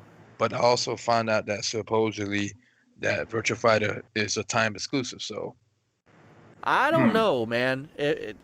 Man, if it's timed, that's what I'm saying. It's rumors. It's just rumors right now. So I don't know. You get like the Ultimate Edition, then they can do that, right? Yeah. Didn't they do every one of those versions? Because what I read, there was a Switch. It was a rumor. There's a Switch logo, Steam logo, and the Xbox logo. But that's, like I said, it's just rumors right now. So we'll see. Okay. I mean, it could be because some of the stuff that came out on the Xbox, the latest Yakuza game was, was timed. So I mean, it could be. It very well could be. But it's smart to put that time because that's like an all-time classic. It's just weird that it's only on PS4. Yeah. No. But we got off track a little bit. There's a bunch of games still that are still not set to come out yet. Like remember Gotham Knights? That was supposed to be out this year. Mm-hmm. They delayed They delayed that to 2022. We still don't know when Prince of Persia: Sands of Time remake's coming out, and that's a remake. Like Ubisoft can't. I mean, Ubisoft remember when they can't showed it? It looked so rough. Oh Mike, you're not wearing on that. It looked trash when they showed it. It did. I'm not saying terrible. it didn't. What I'm getting at is companies can't even get their remakes out on time, right? But why do we need remakes when we have FPS boost? No. 4K up. And they delayed the Harry Potter game too. Oh, Kamikaze! What's up, Prophet? Kamikaze in the house. Yes, the remake did look bad. I do not. Oh, right. Harry Potter's Hogwarts was that was delayed. Riders Republic. It's gonna be fire. Riders Republic, the other. It's supposed to come out in February, right? Yeah, that's been delayed till Lord knows when, later this year. Skull and Bones is never coming out. So there you go. Kamikaze has it. He's got the Shigeru Miyamoto quote: "A rush game is forever bad. A delay game is eventually good." Yep. So you know, it's hard. It's hard to blame everybody. You know, you can't, because it's just, you know, even King of Fighters, right? King of Fighters 15 was delayed. It was supposed to launch this year. Good. Yeah, but it was supposed to launch last year. Then it was supposed to launch this year, and now it's pushed back to 2022. So what about the WrestleMania or whatever, one of those? Oh, right. Mania. No, Retromania. Yeah, Retromania Wrestling. Right. Yeah. You know, even like my son has been all ready for Lego Star Wars Skywalker Saga. They don't even know when that's coming out. And that was supposed to be out last year too, and they don't even know. You know? I mean, the question that I had, and I think I got the answer, but just for posterity's sake, are these delays bad for the industry? I mean, are they really hurting the game industry? I know Chris kind of alluded to his answer, but I mean, does this really hurt the industry? Since everything is delayed due to COVID, I don't think it's necessarily a thing that will repeat. I mean, we've had delays before COVID. Yeah. So everything gets delayed. Everything just gets shifted. I mean, sure, we lost kind of like a year, kind of. But I mean, once we're past that, then everything seems to be released in time, based on Honestly, does it hurt the industry? No, because like I said before, I'll read it just again. 99% of us have backlogs. Yeah. If these idiots just stay off of Twitter and stop complaining about the smallest little thing and just focus on getting through that backlog, before you know, when you look back up, all the games that got delayed, they're out now. You know what I'm saying? So yeah. Did you play real games, not Twitter game? Exactly. That's and that's my stance on that. It's a good stance, and you'll be broke. If you don't get achievements or trophies, then you're out. Sorry, Switch, honest. Sucks. And does this make it's kind of funny because 108 Dragons, one of our newest Gamers United Guild members, put out a video today. Lemon. Love you, brother. Yeah, Brother Lemon put out a video today about Game Pass, which he knows I'm a big Game Pass advocate. Game Pass has probably saved, if not Xbox, might have saved the industry. I mean, think about the amount of games that gamers have had to play, have been able to play through through Game Pass and through, to be fair, through PS Now. If you got PS Now and that's your thing, for the 5 of you that have Stadia, but think about it. I mean, we have not. Chris is right, man. He said the 5 of you to have Stadia. I think he meant to say 2. It could be. I was being generous. We have not wanted for games, right? If you're a Game Pass guy or gal, you have not wanted for games. That's for sure. You really haven't. You've had plenty to play, and I mean, if all you play is God of War, then you sure, now you're in a drought a little. Right. And broaden your horizons. Yes. Your horizon. Should they go to the Forbidden West? Yeah, they should. Sorry. Yeah. I mean, it sucks. So, Yoby, you can fire me. Big... You're on punishment. You're on probation. People want these big games, I mean, they made an impact in the gaming industry. A lot of gamers but it is what it is, and it can't be the only games that people are playing, and it's like indie and AssassinLupa. It's like, why do people? It's just a minority of people in the industry, and I mean not industry, but the twatters that want to use this as a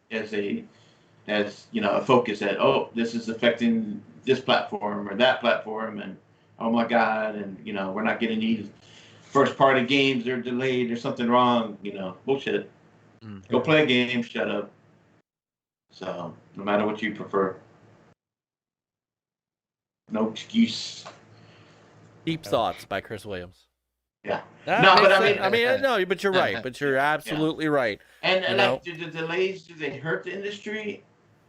It could be like a temporary setback, right? Because it does cost the publishers more money, right? They're having to pay, when the game is not coming out and being released and it's being delayed, so they have to pay the developers more money, either overtime or whatever, or crunch time that these gamer journalists like to throw out there. But it is what it is. Yeah. On a micro level, yes, but on a macro level, no. Yeah. I mean, does it hurt the publishers in some way? Yes, but at the same time, that is what they signed up for. Yeah, and they'll get their money back. Exactly. Well, yes, in a way, yes, but tiny publishers perhaps. But I mean, if everything is delayed and it shifts and whatever, then it's not as bad as an actual just a studio itself. Right, but at the end of the day, it's not these developers' fault. No, it's not. No, it's not. Yeah. And they need the time to cook. Let them cook. Look, I've a very good friend of this show, and I still can't believe I get to say this, a personal friend of mine, Tommy Tallarico, is trying to bring out a console, right, the Amico, and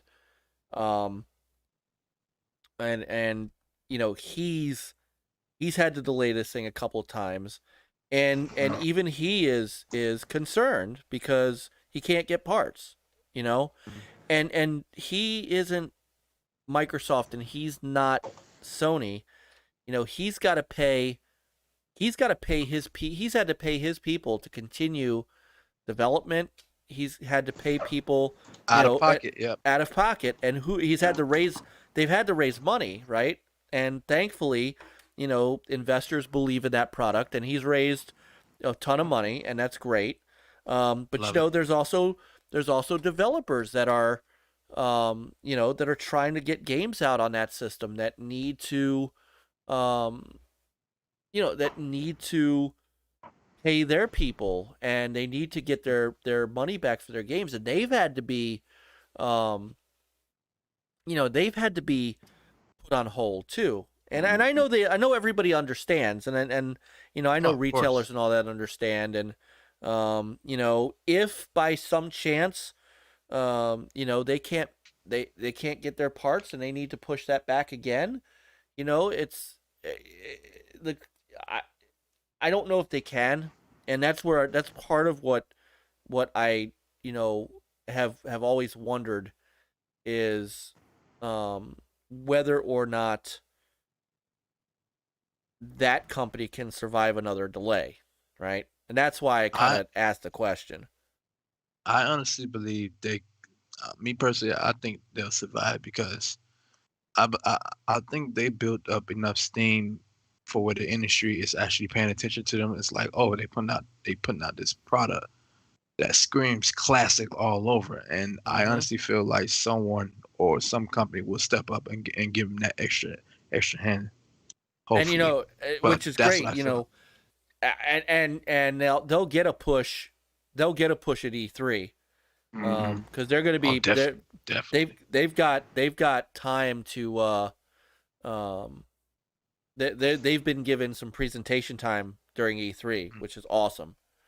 So they're going to get the message out, and I'm just hoping that and I don't have any more knowledge than anybody else, because unlike other companies, the president of Intellivision will gladly come on our show. He comes on Amico All Access, After Dark. He's been on a number of different shows, and he has been always transparent about what's going on. And it's one of the things that I respect the hell out of him for, is he comes on and he says, you know what? Right now we can't find the parts we need. And that is bothering him, and that is concerning to him. And you would never hear Sony or Microsoft or Nintendo just come out and say, yeah, we can't find our parts, so we may not be able to get everything out. Right.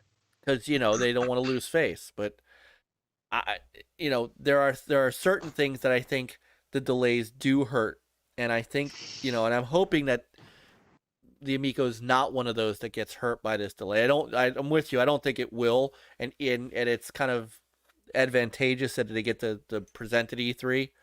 But it's those are the smaller people that Peter's talking about. That can a smaller developer survive a delay? Right? Could Devolver? Could the guys who make Ali, right? The team that made Narita Boy, which I loved so much, could they survive a delay? I mean, it would take them longer, and they may have to go back to work. Let's say they took off time from work to try to get the game out in time. Keep working on it, and they're hoping for when it releases, they can get that money back and some. But yeah, it's affected a lot of people. That's for sure. Got it. Yeah. Indie Gamer says smaller developers are largely unaffected. So he said they work from home anyway. No, and I get that, but and yes, Infinite, Mike's name dropping. I'm such an Amico shill. You're damn right I am. I am an unapologetic Amico shill. But I guess, Indy, what I was thinking was, and I, it's been a long time since I've talked to developers and stuff like that, but they still have to get their product out on the shelves to get their return on investment. That's kind of all I was. So. Okay. So. Yeah. Are we ready for topic number 2? Are we? Have Yobi, anything else on that subject? No, I said my piece. Yeah, he said stop delaying, get to the next topic. Yeah. All right. Topic number 2: the future of PlayStation. The future of PlayStation. I was trying to grab this. Future. They do. They do. It's. Yeah. They're here. You were supposed to put the future of the PlayStation. Is it in trouble? Supposed to clickbait that. Oh yeah. Right. I'm sorry. I did not. That's fine. We'd have 7,000 hits by now. Yeah. Oh. Oh, so many negative comments. Oof. Mm. No, we're not doing that. That's not what we do. Okay. Sorry. And we ain't. We're here for honest, naked news. That's right. And plus, Brian, you'd have been in breach of contract. Oh, that's right. I can't speak ill of the PlayStation. Not speaking ill of PlayStation. Just clickbait in general. No, we ain't clickbait. We're not clickbaiting. That's bullshit for other people to do. There you go. So, but so there have been. So there is a. So to set this up, I'm gonna bring this picture up. This man right here, the current head of PlayStation Studios that took over after Sean Layden left, Herman Hulst, right? Remember him from Guerrilla Games, right? You finally got to talk again. Yeah. So Jim Ryan has been out there, and I don't know why. I don't know why they let Jim Ryan talk. I really don't. The man is all over the place. So, although I'll give you a couple things that he has said, right? He has said during the yearly investor relation event that the PS5 Standard Edition is going to break even in June. So this month, they're going to break even. So, Greetings, console peasants. What is up, Axel? 1324 Gaming. You damn right. What's up, Axel? I got it right. I figured it out.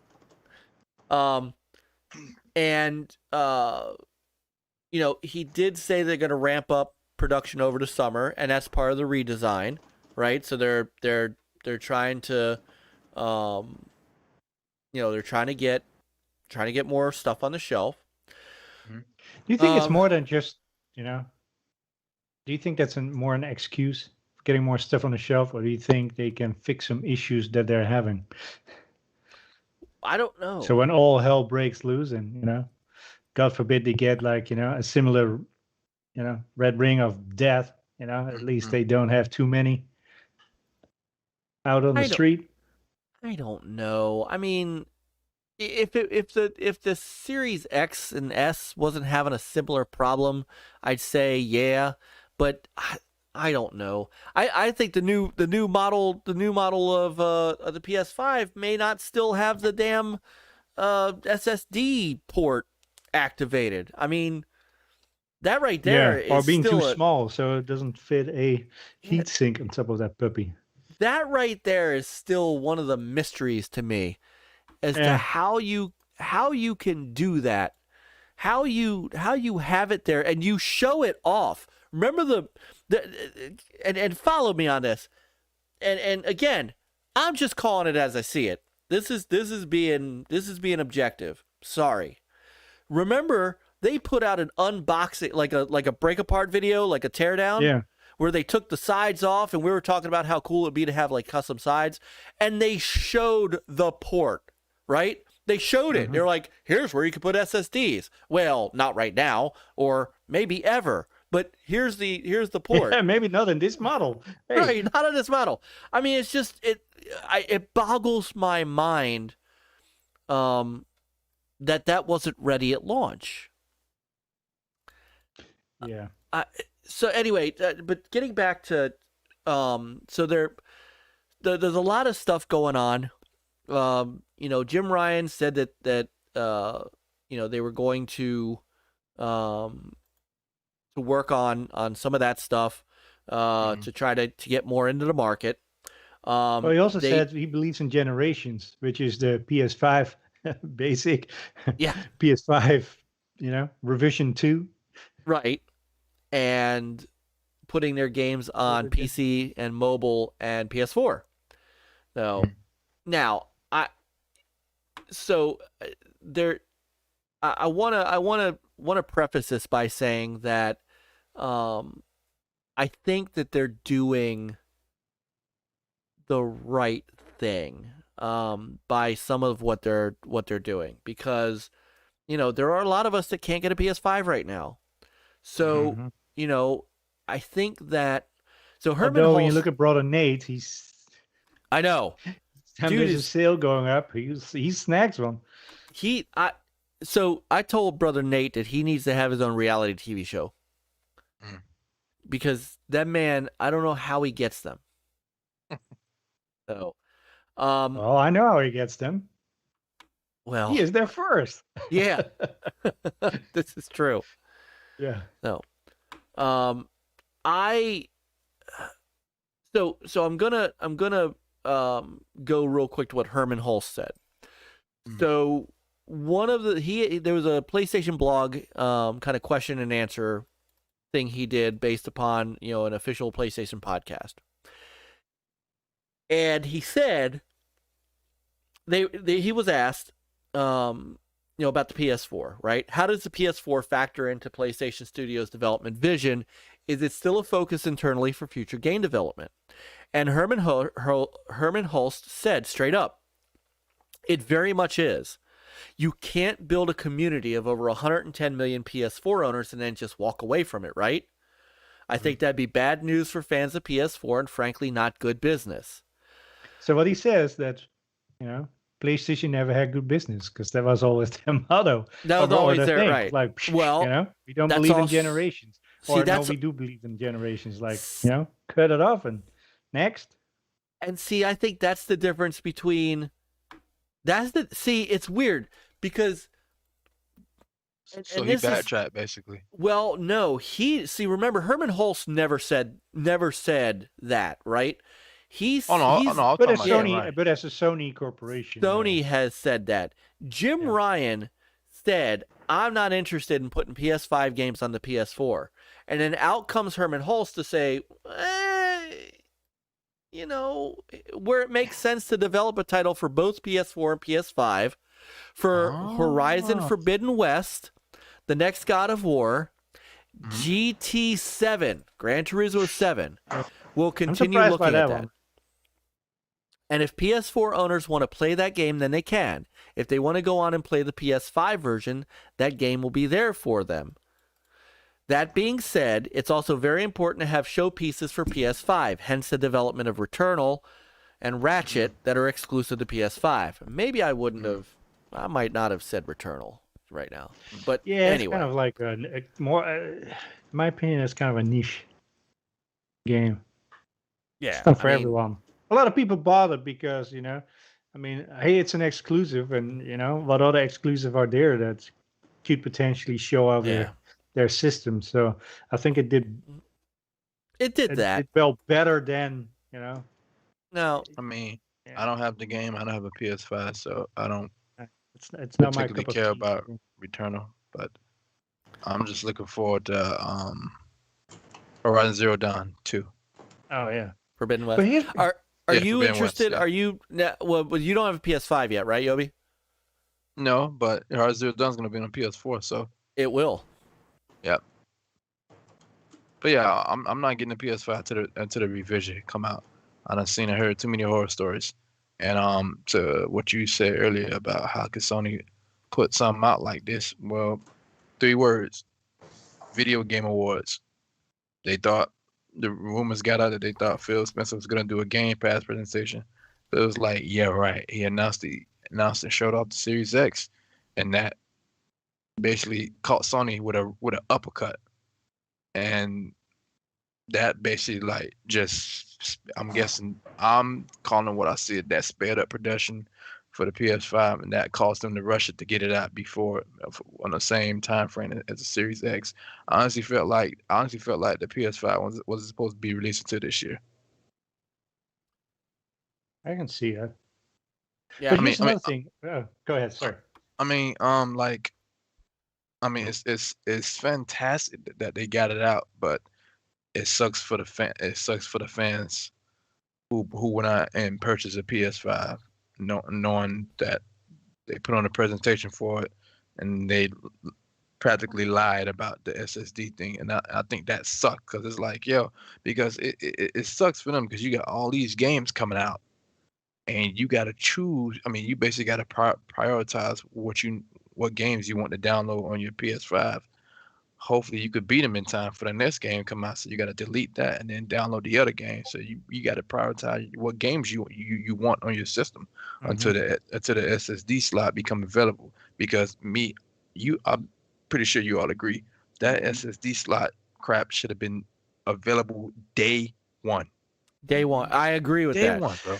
Yeah, especially since it's kind of like off the shelf kind of parts, Yep, I agree. Like they said that God of War and Horizon were both.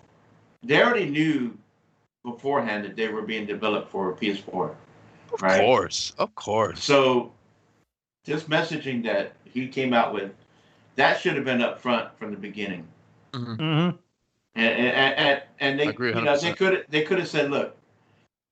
These games are cross-gen, but we are working to make sure that they look best on PS5.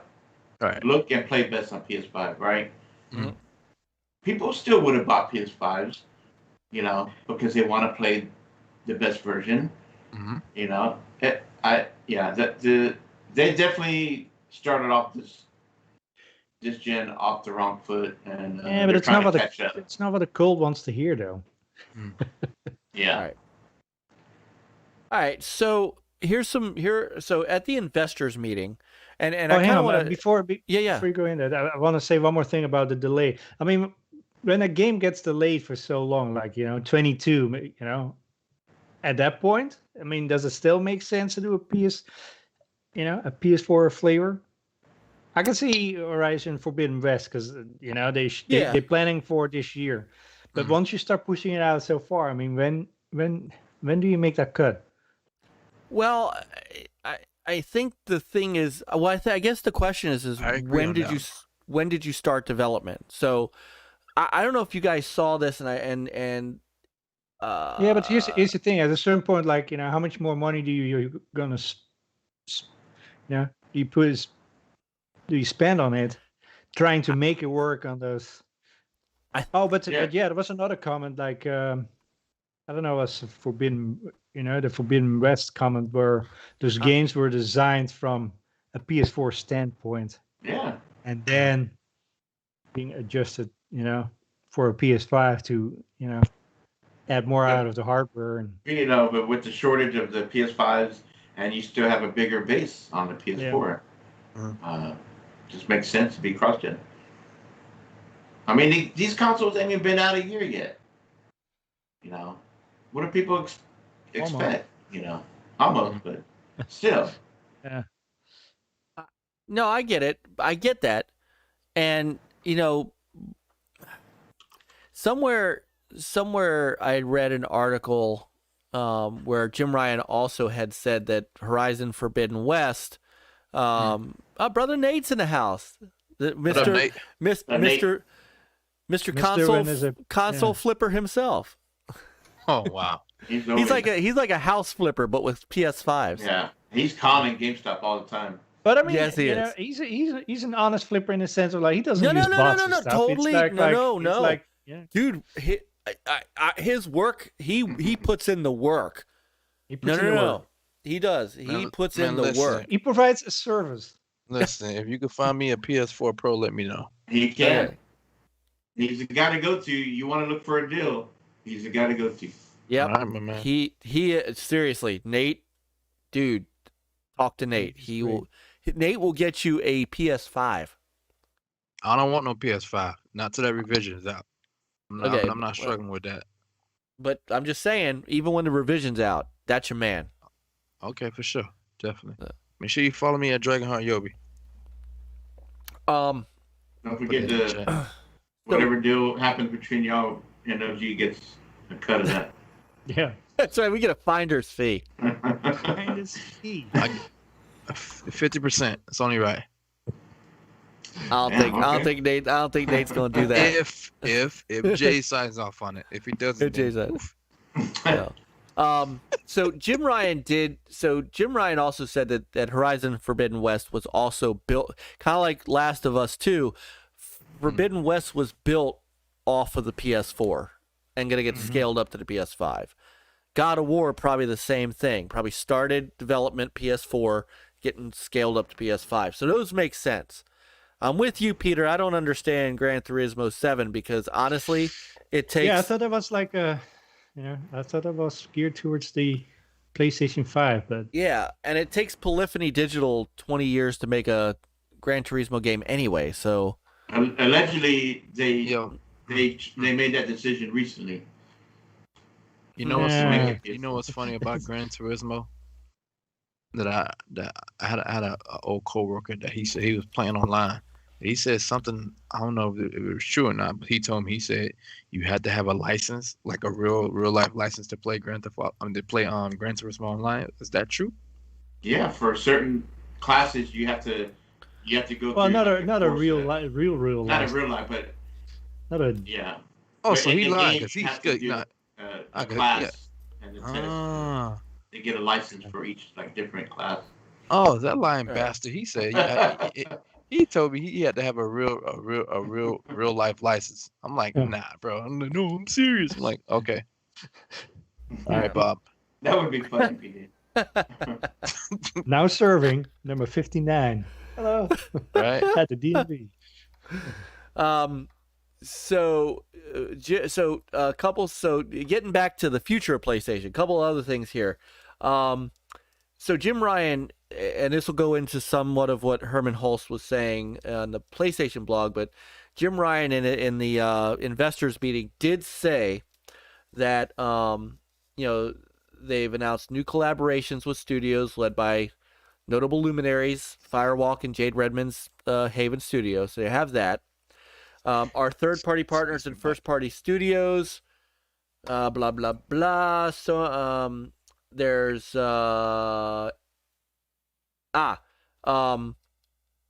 mobile. This is where I wanted to show. Mobile is just one of the areas we're exploring to reach millions of gamers beyond our platforms. PlayStation has a huge catalog of diverse first-party IP that can transition into smartphone gaming and complement our AAA games or live service games. Lemmings.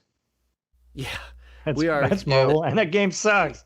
Yo, Mike, not a real Lemmings game. Yeah. Hold on for a second. Hold on. Let me get this out there. Prophet, you said scalpers just taking advantage and making money off of it. Can't hate on the hustle. You say that, but you got to look at it like this: the scalpers ruined. I don't celebrate holidays, but the scalpers ruined Christmas for millions of kids around the world who wanted a PS5 or wanted a Xbox Series X or Series S. They ruined Christmas for all those kids, and I cannot respect that. I cannot respect that at all. As in, like, I can't respect the scalpers, but please continue, right. Mike. No, I got it. No, but mobile is, they want to go PC, they want to go mobile, right? And Herman Hulst also said, where are we here? How does PC fit into the worldview of PlayStation Studios moving forward? We're still early on in our planning for PC, and Horizon Zero Dawn has been very successful. I think it shows there's an appetite from gamers outside the PlayStation ecosystem to experience the amazing portfolio of games that PlayStation fans have enjoyed for years. But I want to he had to say this, and you know what? This is a slightly different message than Phil has given lately. I want to emphasize that PlayStation will remain the best place to play our PlayStation Studios titles at launch. But we do value PC gamers and will continue to look at the right times to launch each game. Ben's Studio just released the PC version of Days Gone on May 18th. That's about 2 years after the PS4 release. And I hope that a new set of fans can and will enjoy that title, and that's the goal. We want to reach new gamers who haven't yet experienced the great stories, characters, and worlds we built. Releasing games on PC will not come ever at the expense of building an exciting lineup of great console games. So that's a little bit of a different message than Phil, which is, you can play this anywhere. Play our games anywhere you want. Yeah. But PlayStation is not that far yet, at least it's saying it. I still think eventually they will go there. Well, I think you see it. You're starting to see it. Yeah. So the fact that they saw how successful Xbox was with putting their games on Steam and other stuff. Yeah. Day one. Yeah. And it's even day one. I mean, it's like Yeah, I don't get player, that. They don't, they don't care about consoles. Yeah. So you just, expand your, your ecosystem. Yeah. The definition of ecosystem. There you have it. I don't understand what PlayStation's worried about, because gamers who want to play on PC, they spend all this money to build a PC, right, for gaming. They're not going to go out there and buy a PS5 so they can play these exclusives. Yeah, but they have been. Games. Yeah, but they have been. I mean, look at the PS4. That doesn't mean every person out there does all that. No, some of them just waited. The system great. How they make their money? It's not really the first party games. No, it's not. It's all those third-party games. Look at the majority of third-party games. They take 30%. Ka-ching! Just for being on that platform. I mean, that's almost free money. That's how you expand your thing. It's not it's not your exclusives that are, Because here's the thing. I mean, It was the third party that carried them. Call of Duty. I mean, so even by not putting them out on PC, okay. So those people say like, okay, let's get a PlayStation, and I just buy the 3 exclusives. This whole generation. There's no money to be made. They lose money if they buy that console day one, and then sure you sell those 3 games, but if Yeah, because here we are. If Horizon comes out, let's say it comes out soon this year, and then next year you get God of War. Yeah, and they are working with other studios. They're going to bring some new IP, but you're not going to at this gen. You're not going to get another God of War and another Horizon this gen. They come out early. That's it. Yeah, you get one Last of Us. Damn. Generation. But this whole, maybe in a year or 2 you could play these games. But well, you got a remake, so you got 2 this gen. Oh yeah, okay. Well, yeah. But yeah, I mean, yeah, that's a good point. I don't think anybody's thought about that. I mean, obviously, and this is one of the reasons. I think that's one of the reasons they don't put those games in PS Now. Although I don't understand that, especially when they talk about how these games are expensive and they're big and they're, so you sell it for now. And listen, people, we're not bashing PlayStation. We're just speaking the facts. That's all it is. That's all it is. I mean, these games that they do bring out, they're awesome. We love them. We play them and we platinum them, and I've got my platinum I'm trying games. to platinum Spider-Man right now, the first one. I platinum that one. Yeah. Oh, good man. Let me know what you pick up Miles Morales. I'm gonna pick that up too. Black Friday sales. I watched Niles stream that, and I'm like, I picked up Miles Morales a couple days ago. Yeah, $40 I spent in a while. I still need to finish Spider-Man, and then I want to play Miles. But there's so many games. I still need to platinum The Last of Us too. I just have to go through and collect the collectibles and stuff. Same. I'm not going to Miles Morales until I platinum on Spider-Man. That's gonna be the first game I platinum. I platinumed. Peter and I both platinumed Horizon Zero Dawn. Nice. Should die. Eternal should die. Hey, he's in the house. What up, legend? I believe my next PS4 game I buy. I believe we have Eternal should die penciled in for August 21st. Yeah. He thinks August 21st. That's when he's coming on. I'm coming on too. Except, wait a minute. August 21st is a Saturday, should I? So damn. It's going to have to be the 20th. Answer. I know, it's going to have to be the 26th. I could be on Saturday. I get off at 6 o'clock that day. Yeah, so, except there's no show on Saturday. Oh, now no, we that's got when to he do goes one on vacation. That's when he goes on vacation. So I will be. So we got him penciled in then for the 26th. Don't think I to see he. I haven't even forgotten that. So it's amazing. We got guests scheduled out till Jesus. Anyway, okay. So yeah, you're coming on that week, should I? Mike. Before you continue, what did I tell you earlier this year in a tweet? I included you and a few other guys. I said 2021, these gentlemen in their podcast are going to be reaching new heights. Did I not say that, Michael? You did. And look what happened now. You're booked up until what, August? We're booked into mid-July. I told you, bro. I told you. I know. You'll be bringing good vibes. I spoke into existence. Yes. This is why you're here. Is we love you, man. You know that. You know that. Oh man, you can't make me shed a G tier. Oh, there it is. There it is. Oh, get it. So man, I heard that. Yeah. So if I'm just saying, if it's too much PlayStation talk for Project Jeff. He's out. If they put their games into PlayStation Now day and date like Game Pass did, I would absolutely, positively, 100% subscribe to PlayStation Now. It wouldn't even be an issue. And I think that's a fact. Are they going to get there? I don't know. because I don't. I can see them getting there. Once they see Xbox's success. I don't know if they Once don't they see it. They're already seeing a success. Yeah. I don't with first know that party. they I don't mean, see do it. they really? I mean, well, that's true because there hasn't. well. Yeah, okay. So that's a good point. Let's we call it as we see it, right? Microsoft's first party games haven't exactly lit the world on fire. So that's all. I liked the Medium, but that wasn't first party, and that wasn't the big smash.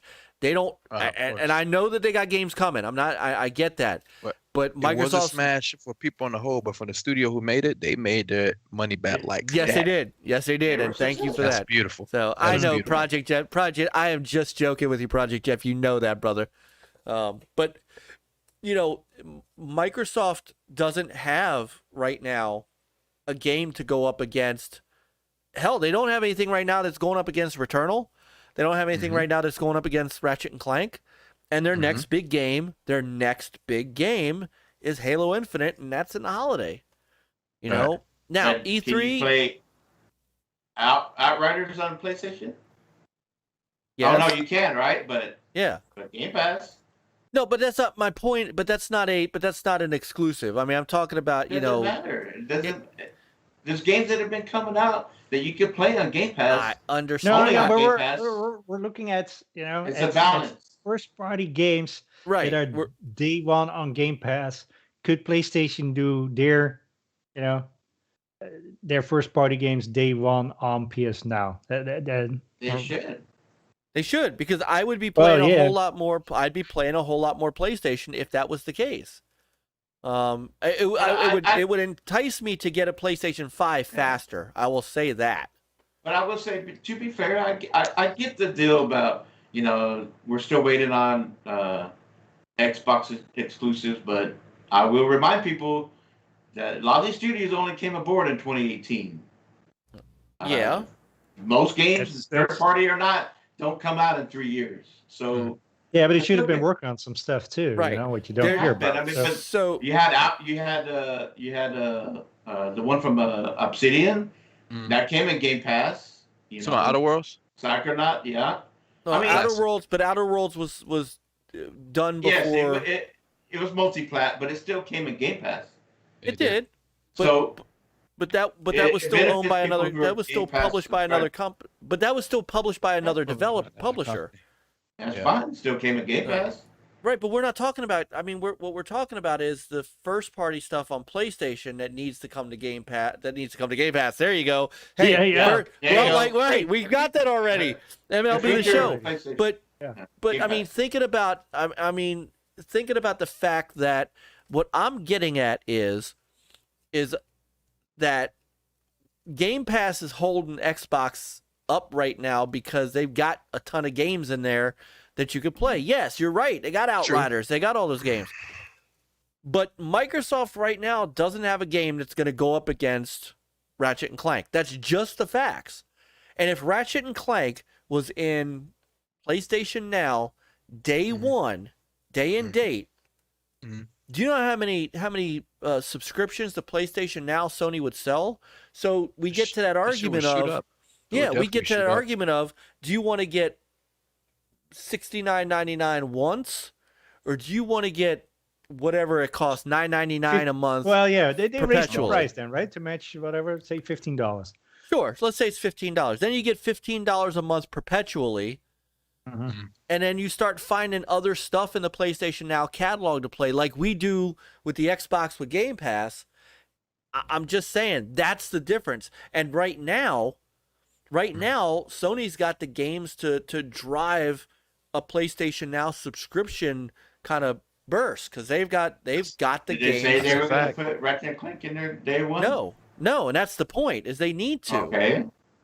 That's where they should go. Okay, they're not having the first party in their big studios yet, but they've been having some third party big games that have gone in there and Game Pass, and so. So is PlayStation Now. They could counter with okay, here comes Ratchet and Clank.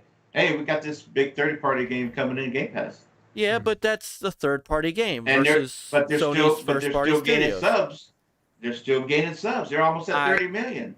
I understand that. Has it really hurt Xbox that their first-party games have not come out yet? I'm just saying that yeah, to an extent, yes. They're behind on it, but I don't think it's really hurting them because it's also they've been pretty successful. They have been, but it's also, but you can't deny that it's also holding up console sales. I don't know. You can't deny that you can't go by that because they're only focused on Game Pass, on PC, mobile. I get that, but there's no way that they spent all that R&D on the Xbox Series X and S to go, if nobody buys it. And I know they say that out loud, but there ain't no way in hell that Satya Nadella wouldn't look at the Xbox team and go, what the hell, gentlemen? You spent all this money on a console that we can't sell. And I do think, to an extent, a lot of people are hesitant. And I'll give you an example. I saw in one of the other chats, it was CyberGunter. He was like, I forgot what show it was on. It might have been TXR. It might have been one of those guys. And he said, I'm done. I'm done waiting. Show me. And a lot of people are waiting on that. And my point is, which has nothing to do with Microsoft at the moment, other than the comparison of the fact that right now, as it stands, Sony's got got first party power that Microsoft hasn't even announced yet, because we're waiting on E3 for the big blowout. And if they put that stuff in PlayStation Now, day and date, with the release, if you knew that Ratchet & Clank was coming out the same day in PlayStation Now, then it's coming out in on retail, how many more subs would Sony get, and how much more revenue would they actually get by that? And that's where I think Sony is a little short-sighted in making that making that statement that, well, we're not putting anything new in PlayStation Now because we spend $70 million on game development and we need to get that return back. I think they're good. I think they would get that return back and then some. Because they would certainly get my $15 a month, right? True. And if I didn't have to spend $70 a pop to buy those games, that helps me afford the PS5. So now you got me a better path. Hey, brother Scott P, you got me a better path to actually go buy your hardware, right? Because I tell you what, without Game Pass, I don't know where I would be with my Xbox stuff. I might still be on a base console because I don't have the money to buy all these games. Game Pass has been the absolute best thing in gaming, and actually for me has been the best thing for my gaming. And it allows me now I'm to the point. that. It's like, wait, that game is not in Game Pass? Okay, Right. I pass. I'll wait. Next. I'll wait. Yeah. I mean, Funny. Yobi, you got Game Pass, right, Yobi? What it is. Yeah. You say? You got Game Pass, right, Yobi?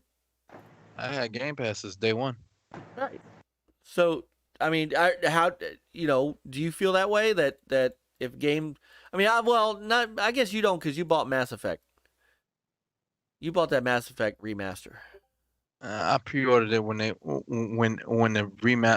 pre-order thing went up. I say it like this. Can you guys hear me? Yeah. We got you. Yeah, Game Pass works in many ways. It works to save a lot of money for us gamers, especially during this pandemic. Whew, Game Pass has come through clutch. For me, Game Pass works both ways. It saves me money, and it allows me. It saves me money because one, if a game comes on Game Pass, I don't have to buy it. But if I try a game on Game Pass and I absolutely love it, sometime down the line, I'm gonna end up purchasing it. So Game Pass, it saves me money, and it also has me spending money in a way to support the devs that have their product on Game Pass. So the downloads that we do from Game Pass, that's an equivalent to a sale for them, and they're gonna get an extra on top of that from us buying that said game. So it works out both ways. Sure. And look, for Sony's first party studios, they still have a ton of games that are in development. Now, they've talked about having a bunch of new IP. Ben Studio said that they were working on a new IP. They said that yesterday as well. Jim Ryan and Herman Hulst have both said that there is a whole new slate of new IPs that they're going to be bringing out, and a whole new slate of exclusive games that they're working on. And so, they, in fact, Jim Ryan said at one point that the PS5 will have more exclusive games than any previous PlayStation console. I mean, I don't think that's necessarily a tall order, but I mean, that's an impressive statement to make. And it's a great statement to make. It does give you, some positive hope. You know that stuff is coming. I mean, we know God of War is coming. We know Horizon. We know, now we know, Gran Turismo is next year. But, we haven't seen what's coming up. It's, everybody who thinks Naughty Dog's not working on something. Of course they are. We're going to find that out hopefully this year, at least what they're looking at. So Ben Studios has something new. Team Asobo is working on something new. They're quietly rebuilding, and that's what that it's kind of funny because the ebb and flow of game development is really kind of funny with this industry. They brought out all these games in the PS4 era. They've got 3 games coming out in the next 2 years that we know of, and then they're quietly kind of restocking and getting ready to put some other things in the works that we're going to find out. The studio that made Concrete Genie, Pixel Opus, they're making a new PS5 game, and they're hiring staff for Unreal 5 engine, and they are working on a game with Sony Pictures Animation, like a game. So they're they've got stuff in the hopper, and of course they do. I mean, I don't see a problem as far as PlayStation bringing games. We all know that. Definitely be nice if they do. It's why competition is great. It's Game Pass and this whole day and date and Game Pass, PC, mobile. It's worked well for Xbox, and they don't have to rely on hardware sales, console only, because they're not locking their games to that. That's why I say the hardware. Yes, Series X and S sales are important to them, but it's not the only thing, and it's not the only way they're selling their software. PlayStation, they've been traditional in locking their stuff to consoles. In the beginning of the gen, the message was, we want to sell as many PS5s more than PS4. Well, now here we are, almost a year later. Well, now we're looking at PC. We already got a couple games there. We're looking at mobile. And I agree with you. If they put their games day and date and PSN now, their subs would go up big time. And we see why. 100%. Game Pass has been successful, even though they don't have first party in there yet that are still cooking, but they've been successful. They've grown to almost 30 million.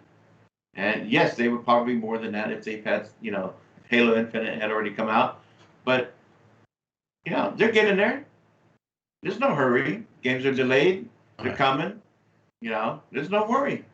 They're gonna reach that 30 million before the year ends. I guarantee. Oh yeah, I think so by the holiday. Yeah, no doubt. Yeah, and that's where that's going to be a test for both of them, because can they produce enough consoles, this gen consoles, to sell them during the holiday, November and so on. We'll see. I mean, pretty sure they're trying. They're trying. Jim Ryan I think they're both selling well, but remember the messaging was Xbox Play everywhere where you want, and PlayStation was best place to play on PS5, and then now now you can play PS4 also. Well, no, they've always said that. It's just Jim Ryan can't figure out his message. But it wasn't. That wasn't the message in the beginning for Horizon or God of War. They didn't put that in the videos when they teased those games. No, Horizon Forbidden West was always a PS4 game. Now I don't know about Ragnarok, but Horizon was always PS4.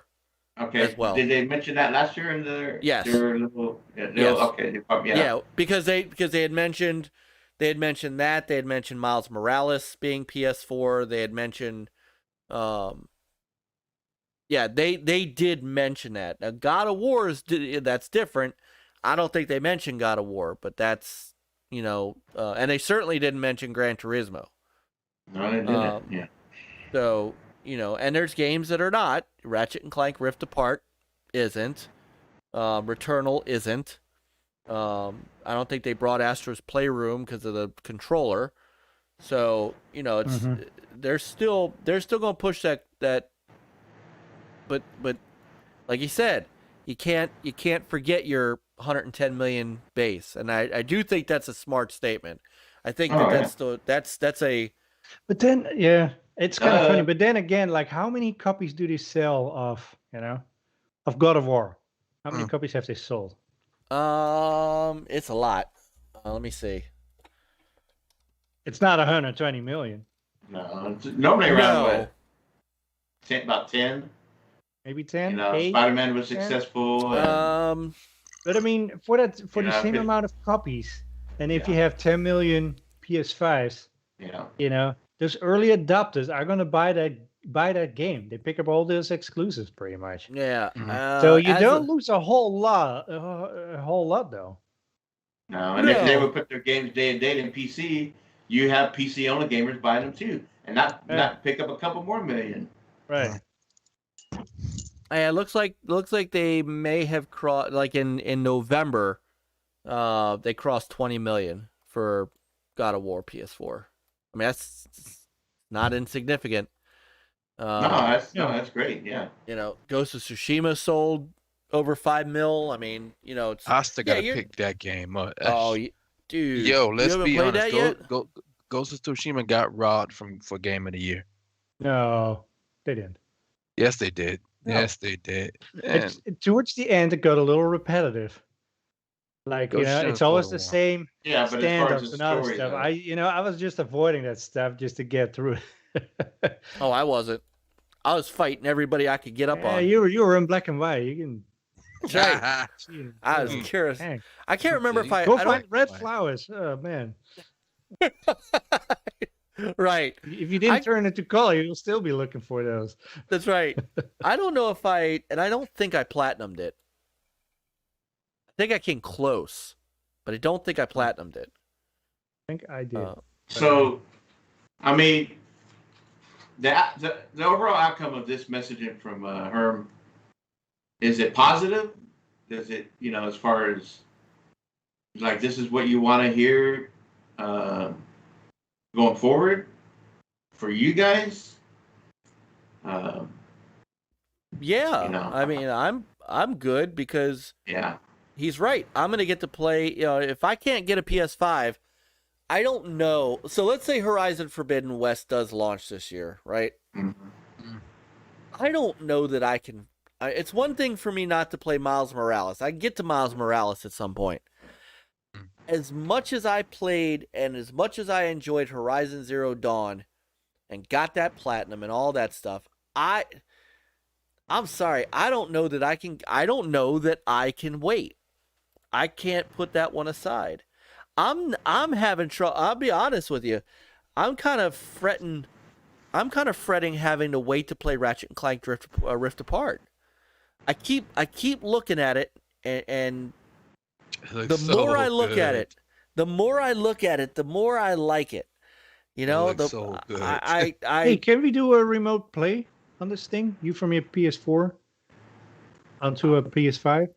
That's a good Doesn't question. That work I don't across, know. Yeah, you can, because I know on the PS4. Let's just slap it in my says box and remote you can play it. How about that? Yeah. It does. I told you I'd get you a copy if you stream it. All right. Maybe we'll do that and you play We've it. got our good friend, our friends of NLG and our wonderful folks who super chat us. That's where that stuff goes. It goes into T-shirts to give away to our great friends, and it goes towards stuff for us to stream content to them. So there's a Ratchet and Clank ready for you if you want it. You stream it with the approval of JL Laurie. Actually, it's the approval of Infinite because he's our biggest benefactor. Your biggest hoot nanny, got you. Yeah. Hey, you know what? Call him whatever you want. Call him whatever he wants to be called. Choose your words wisely. Choose your words whatever wisely. He wants us to call Padawan. him is what we will call him. Okay, so Infinite says, if Infinite says call me daddy, you gonna call him daddy? I don't think so. No, we have to. He super chats us, yes. Yeah, become daddy with a silent D. He pays for that. He pays for that. Oh no. We gaming whores. Oh my goodness. Oh man. I apologize to the chat room. You guys have been on fire, right? And I have not been able to keep up. You guys are seriously. It's a good topic. It's a topic that, people have their difference of opinions, and we've had them here. I look at this, if this was Xbox, right, coming out making this statement and not being up front in the beginning, they would have been crucified. They would have been feet held to the coal fire. Oh, of course. Quickly. But here we are. You just saw on Twitter not the other day or today. Yeah, some journalists had to come out and make a statement saying, please, guys, Sony fans, don't hurt me, but I'm about to make a criticism of Sony due to this news that just came out. Hey, Why? Hey, Infinite, go I mean, flush that's why yourself. I call it like a cult. It's kind of a cult. Hey, Infinite, go flush yourself. But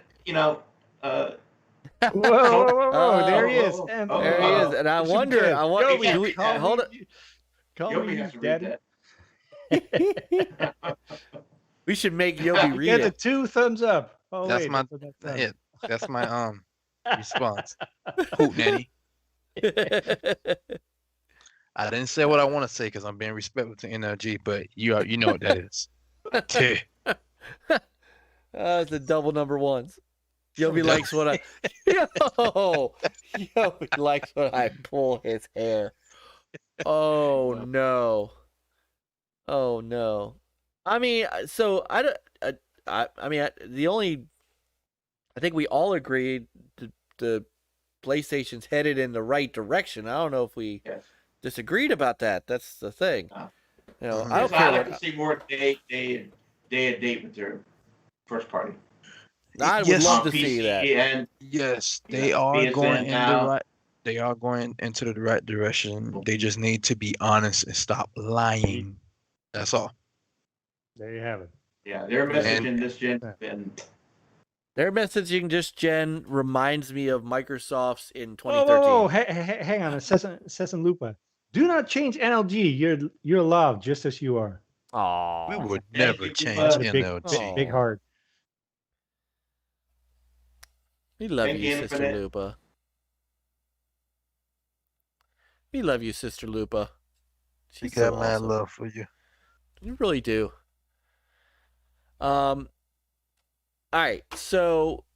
But she wrecks you with the Hirsch, though, in Wreckfest, that's for sure. Yeah. I gotta download that game. I keep hearing good things. Oh man, yeah, it is good. But I think Sony should stick with Hulst as being the spokesperson. Let him come out, relay the messaging. Keep Jim Ryan on those PowerPoint presentations to the. Agreed. I agree with that. The real investors. Yeah. Yeah. No, I agree with that. So. But overall, a lot of good games are coming out, and Horizon looked great. God of War is going to be great. Horizon looked fire. Yeah, they look underwater. Oh my god! And I would say the same thing. All these people that want to pick nit and pick, like they did, Halo Infinite when that was shown. Come on, these games still work. They're gonna come out looking good in the end. So. Judge Darby basically just called Jim Ryan Anchorman. He just called him Will Ferrell from Anchorman. Oh my goodness. Yeah. You probably would say PlayStation gamers, go fuck yourself. And thank you. I'm serious. Jesse is basically saying he is Ron Burgundy.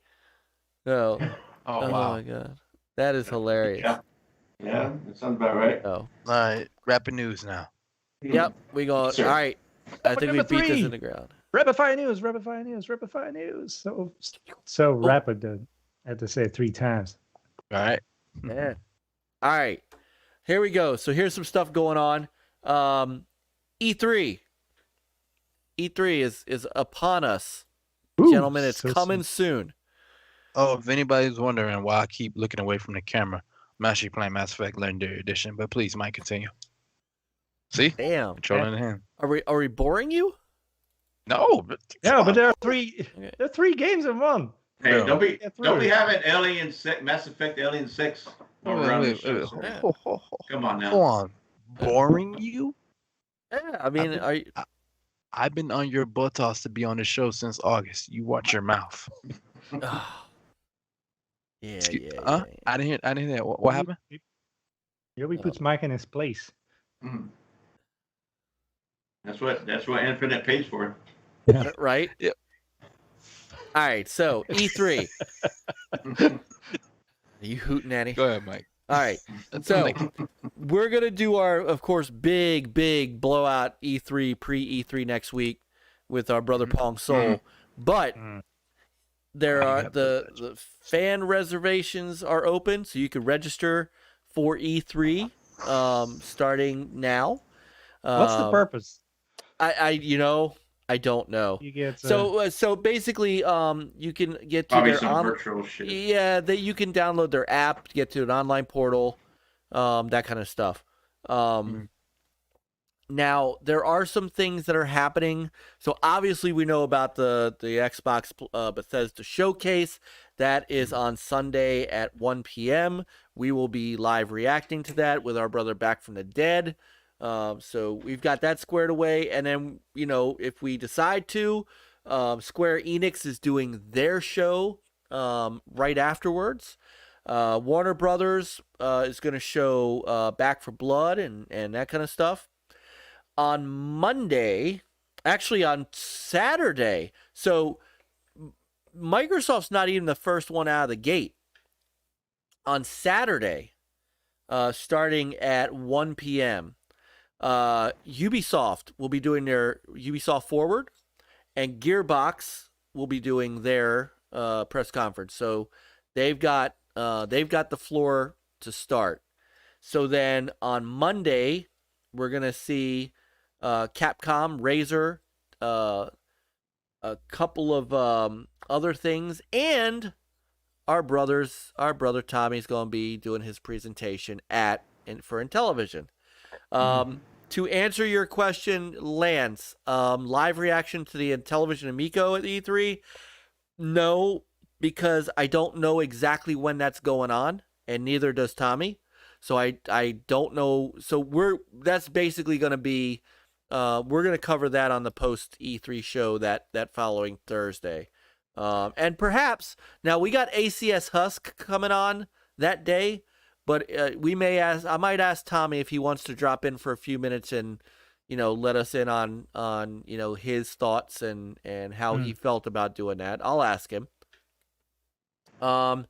Tuesday is going to be Nintendo's Direct and Treehouse starting at 9 a.m. Pacific, 12 p.m. Eastern. So we'll definitely be checking that out. Bandai Namco, Eureka Games, and GameSpot will also have focused events.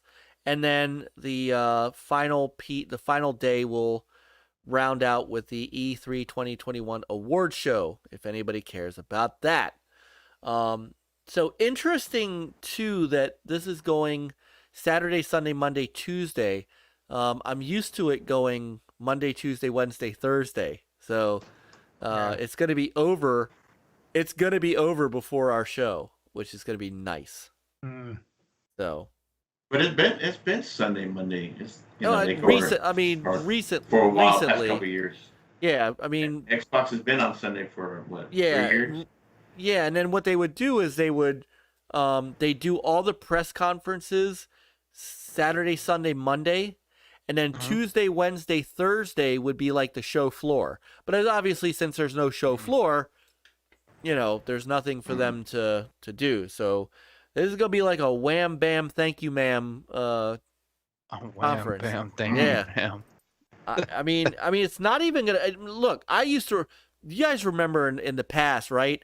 It used to be we used to spend all night all night on this. Like Xbox started at 6, right? And went till 8, and then we took a quick break and came back for Bethesda at 9. And then we'd be back the next night to do Sony, and sometimes we'd fit in Ubisoft. I mean, we'd make a whole week out of it ourselves. But really, this stuff's going to be like over by lunch for some people, and so it's just it's weird that this thing's going to be like very fast. Wham bam, thank you, ma'am. But this is so you can get your fan registration. I'm taking a shot at registering us as content creators, so they'll probably turn us down, but it's okay. I'm gonna try it. So, but yeah, I know they've been doing Sunday for a while. I'm just saying it used to be E3 used to be an entire. As long as you try, that's all that matters. Yeah, it used to be an entire week of festivities. I mean, yeah, so week and a half. Yeah, it's just different. So, so there's that. They got that going on. In other news, For Honor is coming out with a Year 5 Season 2. The Warrior's Den. That game is not dead yet. So, Crazy Juan, if you're out there, your game is back. And it's coming to Game Pass. So, again, right? Wasn't it a Game Pass? I think it was the games. I think it was the games with gold. So, yeah, it's the games with gold. Also coming to Game Pass, by the way, is the new Warhammer 40,000 game coming. Yeah. What's it called? I just saw it. What the hell is it called? Give me 1 second. So fast. The news is so fast that. All right. Well, Chaos Waste. That's the new DLC for Vermintide. All right. I don't know. It's called. Shit. Yeah. Oh, damn maybe it. Down here.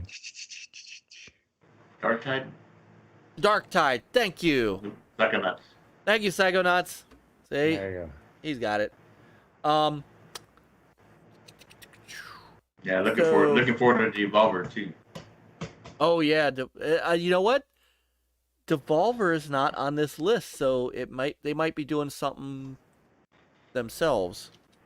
I always Don't love they always their do stuff. something in just? Yeah, didn't they do something? I think they said Summer Game Fest. Oh yeah, I think you're right. Yeah, I'm checking now. I'm looking on their website. Yeah, they're not. That's another delay. Yeah, they're not I thought doing they anything. teased something on Twitter. Yeah, that's what I'm looking for. No, they are definitely not part of E3. So, so you had to ask. They are doing something. Can't tell. So that's it. Something. Yeah, that's it. They're doing something. But that's always fun. So then you have Summer Game Fest, which is still, we talked about that before. And they're gonna have, I think they're gonna be part of Summer Game Fest. Summer Game Fest on Sunday at 2 p.m. Pacific, 5 p.m. Eastern. They're gonna be showing off Back for Blood there too, the PvP. So, yeah, Jeff Keighley getting a little feisty with his stuff.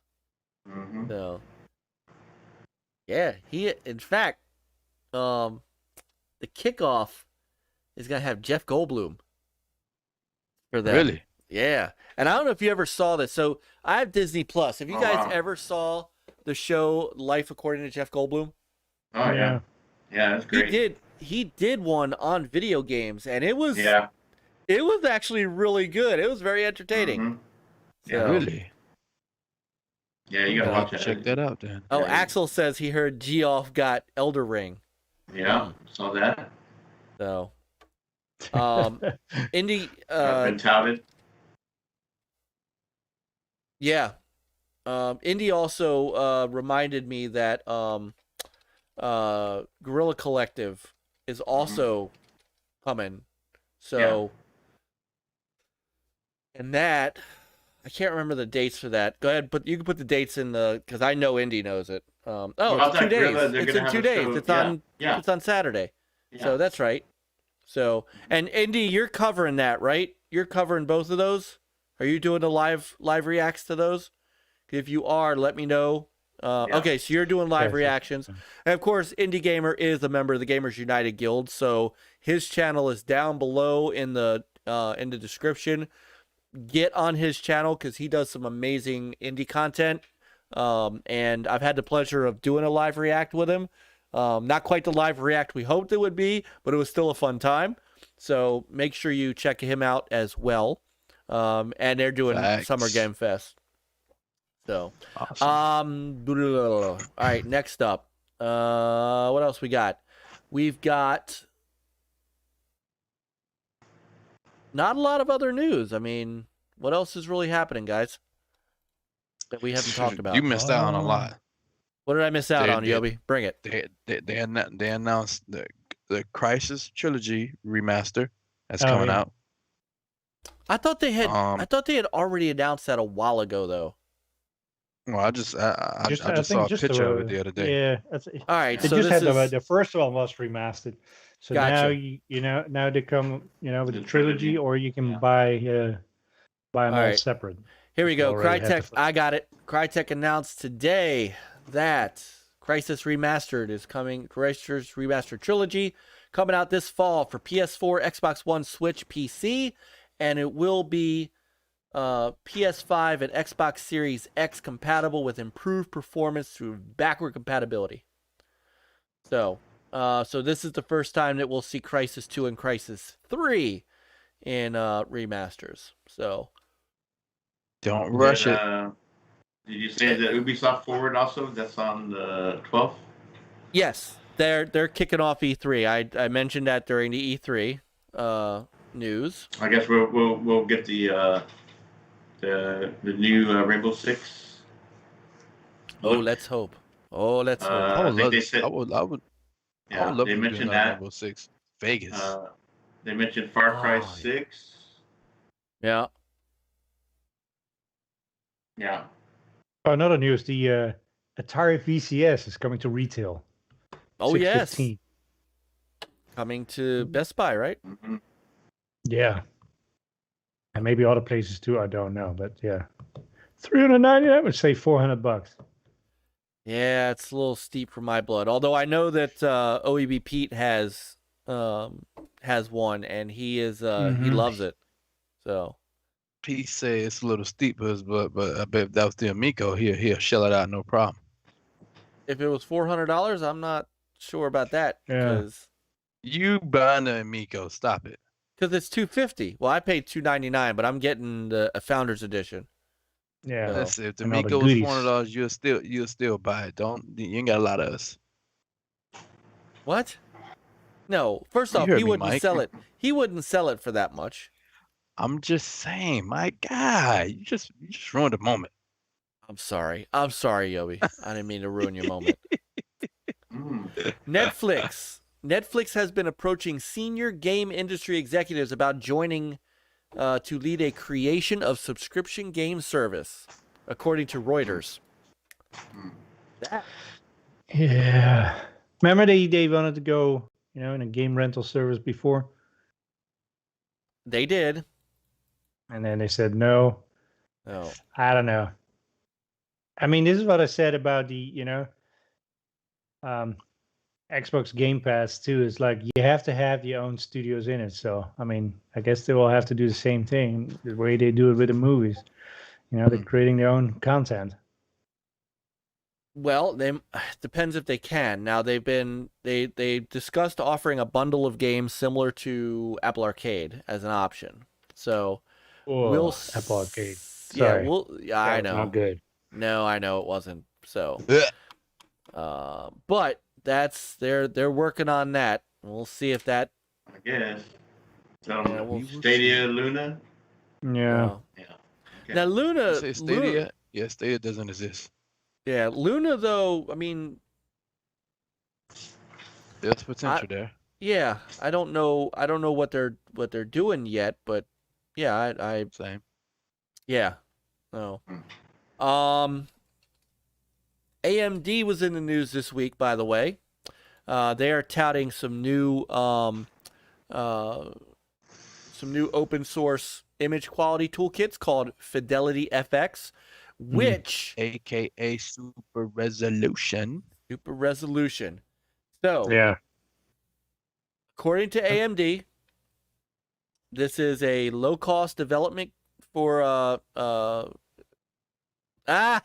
Pete said, did somebody say Amico?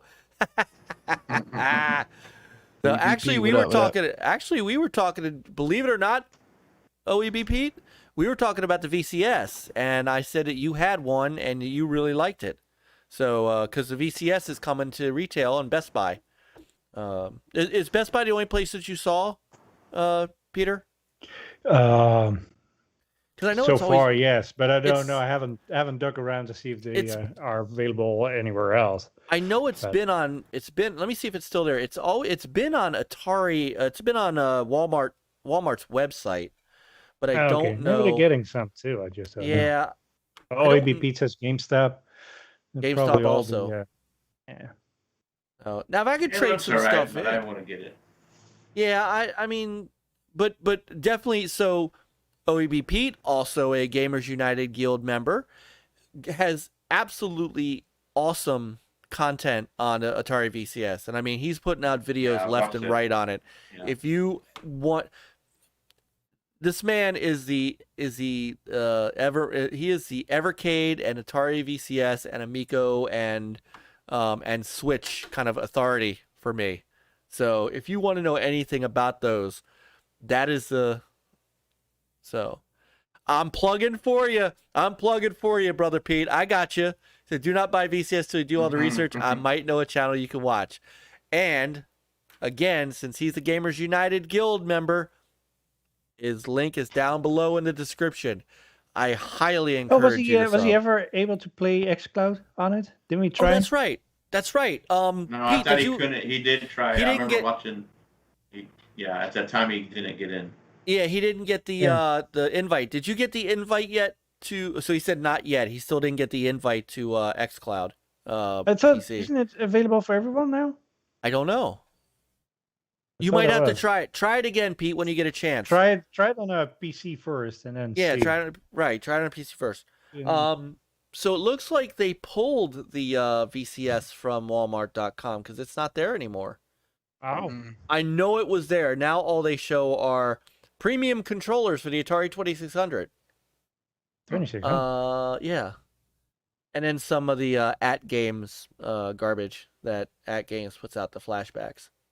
So, all right, so maybe they might be re-gearing up. Yeah, he is a YouTube machine, but awesome stuff. So back to Fidelity FX. Sorry. So AMD lists this as AMD Fidelity FX is our open source image quality toolkit comprising of 8 different solutions available for developers to implement into their games that are optimized for AMD RDNA and RDNA2 architectures. That sound familiar? So, brother Pete. Whoa, OEB Pete. Okay, thanks for the plug. See you next week. Lol. Sorry I'm late on my payment. Lol. Appreciate it, brother. Man, he is. Yeah, no, in all seriousness, man, he is awesome. His content is great. And by the way, if you had looked, a lot of the Evercade, Amico All Access are all going to the. They're all in the mornings now. So Saturday and Sunday mornings, wake up, have your cereal. If you're on the West Coast, you're getting up at the crack of dawn. But if you're on the East Coast, you're having brunch. Oh, sorry, OB Pete. Oh, wow. Laugh out loud. Okay. He said, "Say it It's like again." this, you know, my daughter has a bunch of those LOL dolls and stuff, and I always call them LOL puppets. So I know. Well, that's what Seth says. Puppet. Seth says "lol." I'm like, really? So, coming in June, so Fidelity FX helps deliver ultimate visual quality with minimal performance overhead, freeing up your graphics card to power the incredible game experiences you demand. Coming in June and supported games, there are a lot of them. So, Resident Evil Village, Far Cry 6. Now, so far, this is just listing. He said, "Now laugh." yeah. No. Dirt 5, Godfall. Now these are all right now PC, but oh man, Pete, I'm sorry you're working late tonight too, man. But I'm glad you're listening, and of course, you know we love you. You know Don't work too hard, buddy. Yeah, and you know I mean every word I say about your channel and your content, man. You are one of the best. I mean, just flat out, you're one of the best. Resident Evil 3, Monster Hunter World Iceborne, Breakpoint, Gears 5. So Gears 5 doesn't say anything about PC. So I'm wondering now. Obviously, okay, it does. So if you want to get 1440 Ultra, you have to have an RX 5700 XT. Supported technologies: FreeSync, DirectX 12, and Fidelity FX. So, right now they're just showing PC stuff, but as we all know, the Xbox Series X and the Ryzen processor and the graphics card in there does support RDNA 2. So I want to ask you guys, because I don't know that this is fact, and I think people who are assuming that it is, they don't. I don't think anybody really knows. Does this affect the Xbox Series X? I think it affects both of them, PS5 and. But it comes down to the developers, right? If they want to. Sure. If the game is capable of going beyond 60 frames on the this gen, then it's up to them, right? Yeah. But this deal with the AMD as well should be able to help provide that tool, which is free for them to utilize that. Yeah, they said they have 10 studios who are actually working with the tools now. Was it 10 or 20? Well, I just rattled off a bunch of games that are going to support it. Nice. You know, I guess I know PK was talking about it earlier. Yeah. PK, yeah, I do. Yeah. And he was great talking about he that was too. yes, definitely. Yes, he was. no, He I killed it. agree. I guess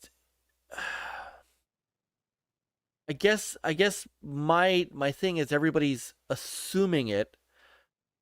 I don't think I watched the presentation. I don't think I saw where AMD literally said, and yes, this will be available on Xbox Series X. I think we're assuming it because, again, the architecture is there. Yeah.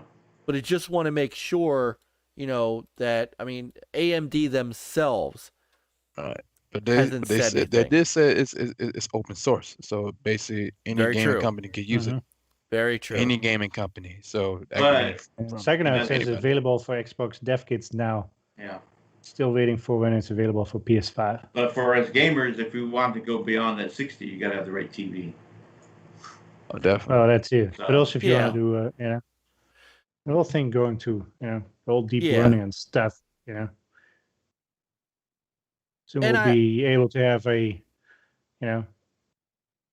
4K upscaled image that looks sharp like it's 4K and, at least 60 frames per second with ray tracing. But Peter, Yeah. you play on a PC monitor, right? Mm-hmm.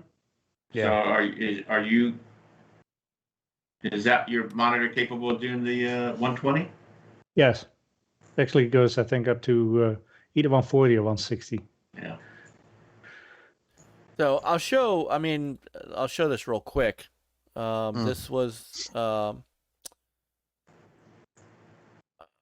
I should have downloaded this video and I didn't. I apologize. I'm usually really good about this, but this is this is what AMD is talking about with their Fidelity FX. Yeah, I definitely Psychonauts. I'd love to see some keynotes on it. I guess for me, like I said, I mean, look at that. Look at that. I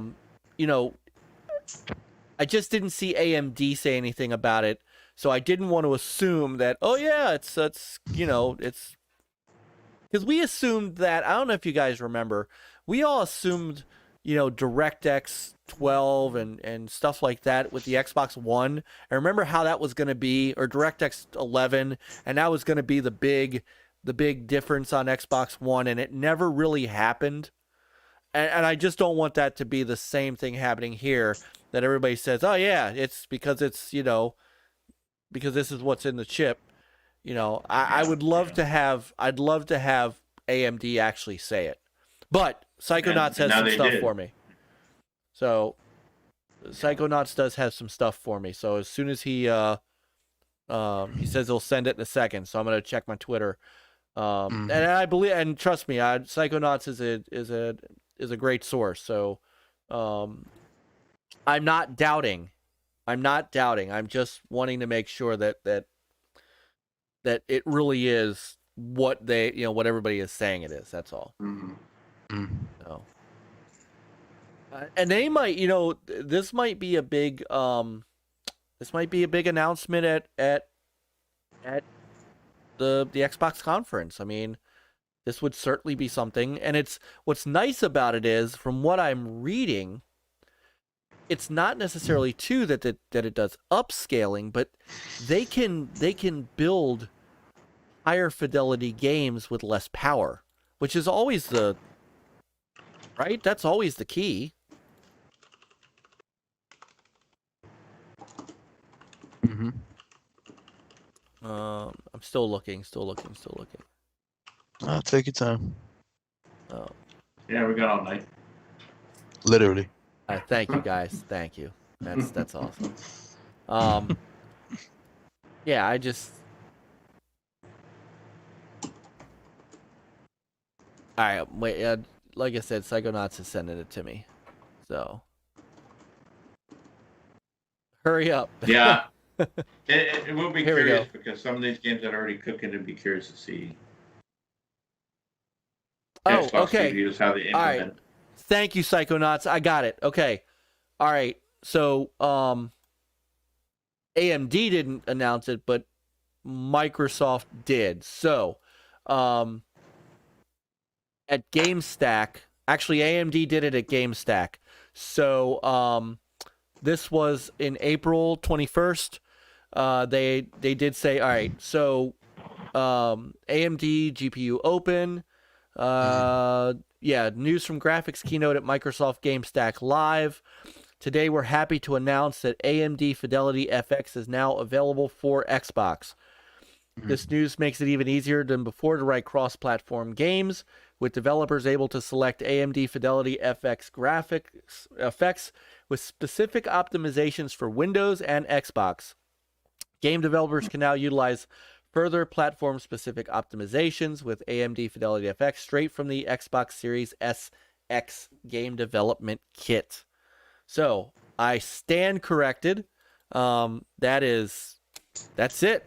So, thank you, Psychonauts. You are awesome, because we knew that. Thank you, Psycho. But, yeah, you are the best. Yeah, this is I'm gonna end up watching this now. And this is what happens when you're not a game journalist anymore and you don't have the time to dedicate to this. I totally miss this. I'm not gonna lie. I totally miss this. So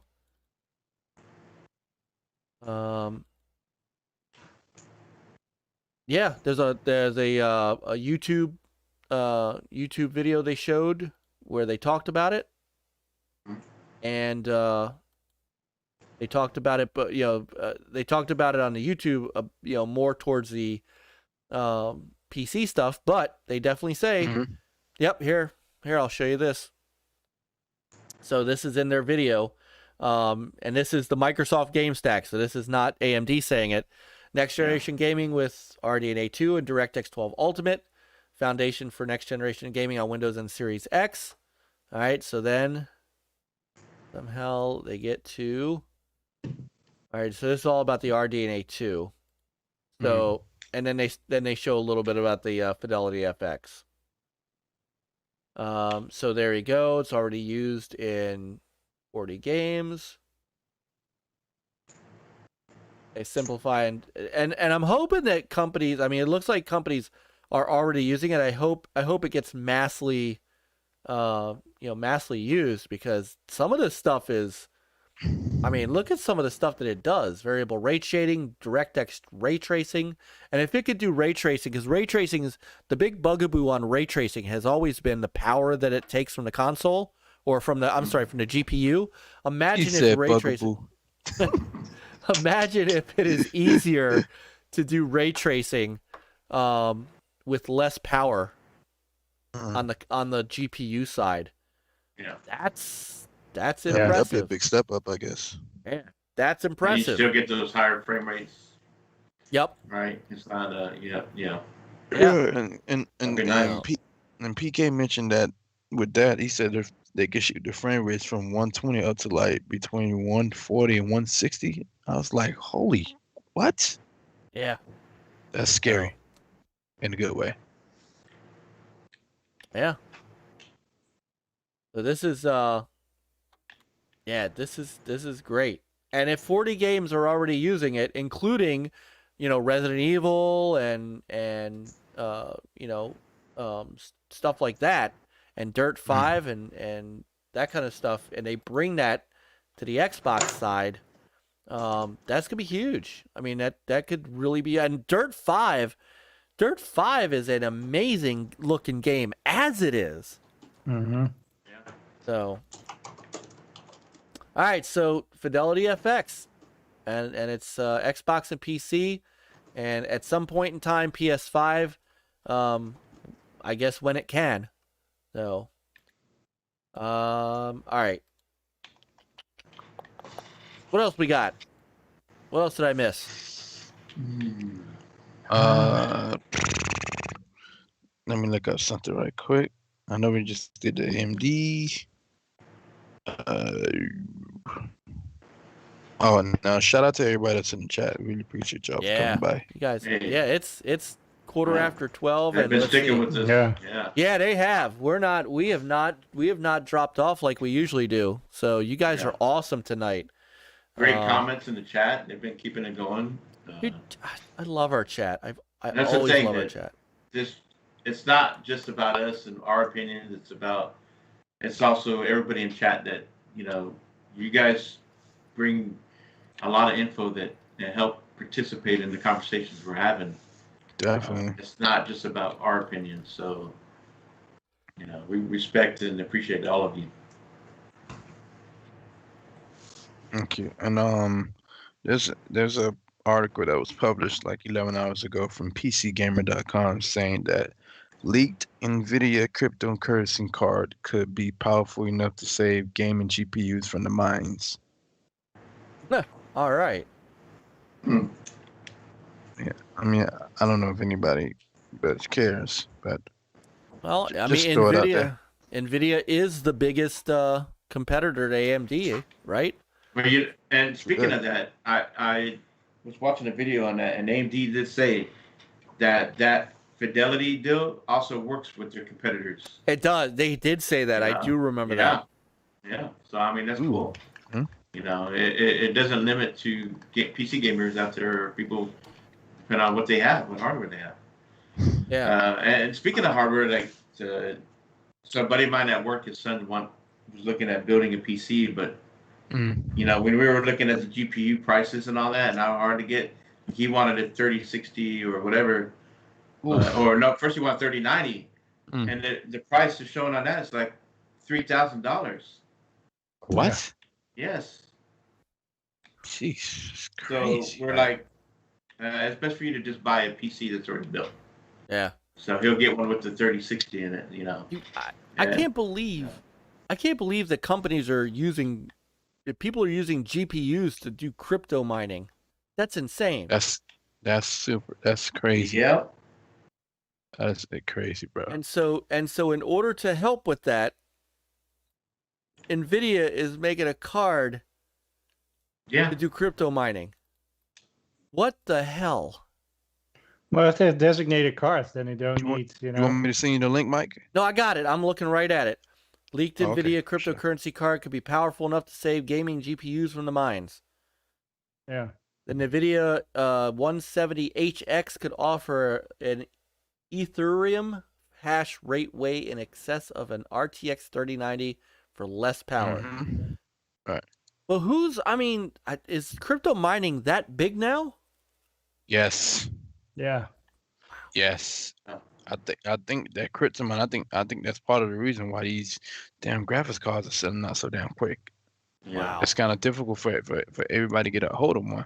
And then when some become available, it's like people are using bots to like snatch it up super quick. And it's like, how's that fair?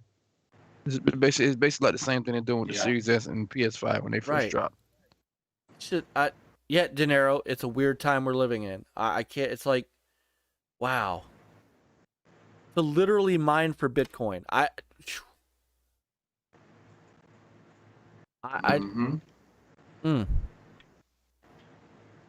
Wow. I don't know what to. I mean, I have no comment. I don't even know what to say. Yeah. And who was it? Oh, Lemon was even saying in his video that, was it Lemon? Who was it that said that they're still waiting on their, was it MAGG or I can't remember who, but you know, they got a PC sitting there behind them waiting for the GPU. I think was that Clowns, right? I think that was Clowns. Was it Clowns? Okay. I'm not sure. Yeah, I remember somebody recently was saying that they got there. Yeah. I'm fortunate, and I think shout out to SuPRCooPR because I mean I probably wouldn't have a problem, but he sold me his 1080. You know, he had an extra. We mined with a pan by the river. Yeah. Yeah, oh my goodness. Wow. I don't know what to say to that. So,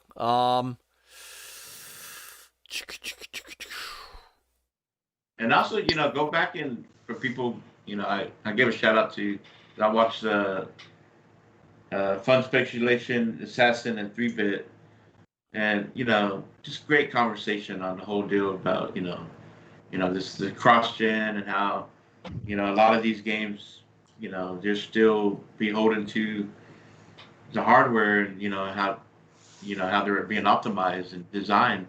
Yeah. You know,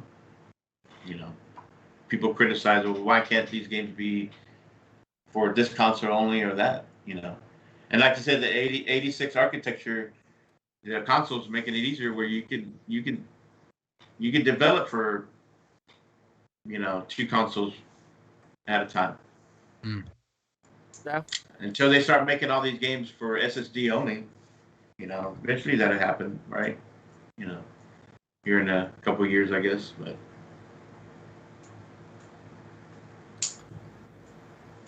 You can see CrossGen here a little bit longer. It seems like that's where PlayStation is having to rely on PS4 software sales for a while. No. Oh, Phantasy Star Online 2 New Genesis launch is on the 9th for those of us who like Phantasy Star Online, who just don't have the time to play it but want to. New Genesis is coming out. PC and Xbox. Oh, when is the launch?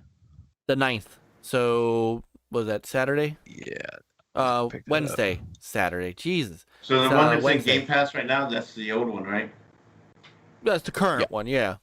So, New Genesis is, I think it's DLC. Oh, okay.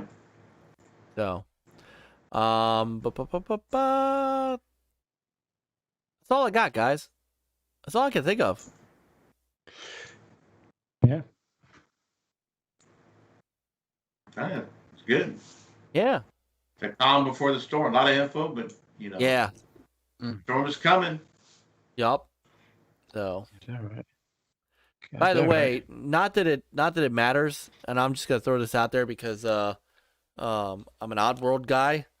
I love when other countries do age ratings for games, but Oddworld Soulstorm got an age rating in Brazil for the Xbox One.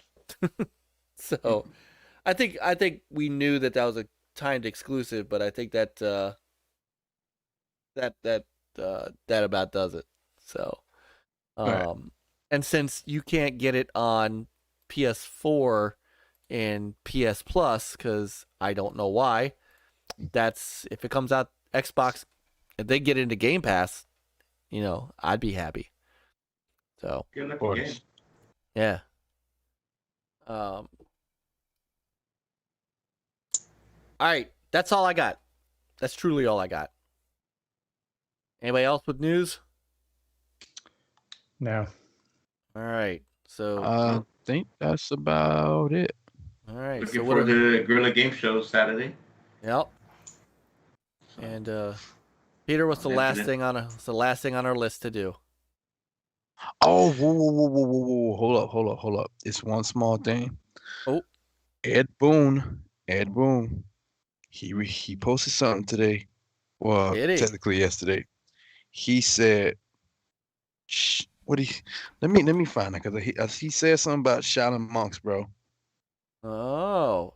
Mortal Kombat fans are thirsty for a Shaolin Monks remaster. Was it that one? I think it was that one. Because he said something about something remaster. I was like, wait, huh? Shadow Monks. Okay. Oh, yeah, he said remaster. It was a poll. Mortal Kombat Deception, Mortal Kombat 9, Mortal Kombat 2, and Mortal Kombat Shaolin Monks. Shaolin Monks won by 46.7%. Yeah. And he said almost 150,000 votes explains how you guys got Shaolin Monks trending. Yeah. He also wanted to have. He also somebody said they would have liked to have had Omni-Man in there, because somebody's gonna have to explain that to me. So I ran across these YouTube clips of this thing called Omni-Man, and this dude. Have you guys seen these? Not me. I'm gonna say okay. No. Think Superman, but from Invincible. The Prime show. Oh yeah. Yeah, think Superman, but if they beat the hell out of you and Omni-Man for a cape. Dude, just go on YouTube and put in Omni-Man and see some of these fights that he has where he basically punches through people, Yep. And blood everywhere. He beats the crap out of his own son. Yep. Yeah, he like Go the watch way that series. dude. It's on Prime. The Dude, Is it? Dude, he did. Yes, it's great. I'm seeing him squeezing man's hair, and he popped his eye Yes, out. go Jesus. Yes. go watch that series. It's on Prime. It's like It's on watching Amazon The Prime. Boys. Okay. Yeah, it's like watching The I'll watch Boys it. animation. It's He definitely could have worked. He definitely could have worked for Mortal Kombat. Yeah. Wow. He's ruthless. That's for sure. Yeah, he is. Wow. And I can't wait for the second season. Okay. So, Peter, final topic is To wrap up. wrap. So we've got another 3.5 hour podcast down. Mm-hmm. We did it. Amazing. Yobi, Yes. do you have a question prepared? I have a question prepared. Let me think about it. I got. Can you do that while he's on the show? Fucking. Yeah, right. I have a question prepared. Hold on, I gotta think of one. No, it's on the tip of my tongue. I had it, but it just went away. See, Mike, it's your fault. It's my what? You know. You know what? Breach of contract. Breach of contract. By the way, did you guys see Borderlands Lilith? Kate Blanchett? Yeah. Is Lilith? Okay. All right. So, chat. My God, it spoiled it. Was that Peter's sexy voice? Oh, chat, you have been amazing tonight. I don't even know what to say. You guys have been. This has been some of the best chat yet. I can't wait for the next few weeks because the chat's only going to be on fire even more. As we count down to E3, we get to E3 and we get past E3. And my brother Yobi, you know, all hootenannies aside and whatnot, having you on tonight was awesome. You are and finally getting to get your history in, you know. Thank you. And thank you. Yeah, it was a pleasure having you on. And it always is. I mean, you know, you really are welcome anytime. You know, like we do with folks. You have an open invite anytime you want to come on, and you know. Yes, sir. So. Look at my bypass that contract. I've already cleared it. I've already cleared it with your attorney. You're good. Yeah. Sure thing, Bob. So the question I have for the panel and anybody in the chat, if you can name one game that you ever played throughout your lifetime, name that one game that actually taught you something either about yourself or just about life in general. Ooh. Told you, you know I got to get deep with it. No, man, that's deep. One game. A game. Yeah, a game that, you know. I like how you kept it gaming. Got to. I'll go real quick. I'm gonna go with KOTOR. Okay. Because the story where you can branch off and your choices affect your choices in the story, and also affects not only you know, but it affects your crew. And I guess it's similar to Mass Effect, right? You know, so you know you have no. Mass Effect is similar to that because they're both BioWare. KOTOR was like the breeding ground for the history of their games. Yeah. You know, there's more to do in the Mass Effect. You know, but no, KOTOR for me. Because I played it several times. Of like, you know what? I'm gonna be a good guy this time. Next time I'll be an asshole. You know, but I always overall, I always try to balance being in a gray area. That's the kind of Jedi if I would be. That's pretty good. Yobi is impressed. I won't have him on Retro Renegades. How about you shove it up your butthole? Jesus. Oh my God. They make yogurt out of that. And by the way, Infinite, I didn't PG. I didn't ask you your history because we had you were a twofer. When we get you on by yourself, we gonna ask you. Mm-hmm. I'm gonna go. So this one's gonna surprise you guys because there's very few games. Hold on. It's not gonna be Sonic. Sonic. Thank you. Hold on, Michael. De Niro, the question was if you could name one game that you ever played throughout your lifetime. That if you can name one game that changed something about you, or that it taught, or what did it teach you something about yourself? That was the question. Yeah. So I'm gonna give you one that's way out of left field that you guys might not think of. Yeah, go ahead. Good night, Jesse. Brother Jesse, thank you so much for hanging. I appreciate it, man. There are a few games that hit me, in any kind of way, right? I'm gonna go with the Order 1886, and I'll tell you why. The end of that game was one of the few games to where I didn't want to finish the game the way the game wanted me to finish it. Now, the game's been out for long enough that I don't think I'm spoiling anything for anybody. And if I'm spoiling it for you and you didn't spend the $5 to buy that game when it was $5, shame on you. There comes a point at the end of the game where you have to kill your friend. He became infected. He became a kind of a zombie-like or a monster-like creature. And at the end of the game, you had to kill him. And it wasn't a cutscene. It was a button press. And it was the first game I remember where I went, I can't do that. And I put the controller down. And I left the controller sit there, hoping that the game would time out and it'd be like, okay, and he might walk away.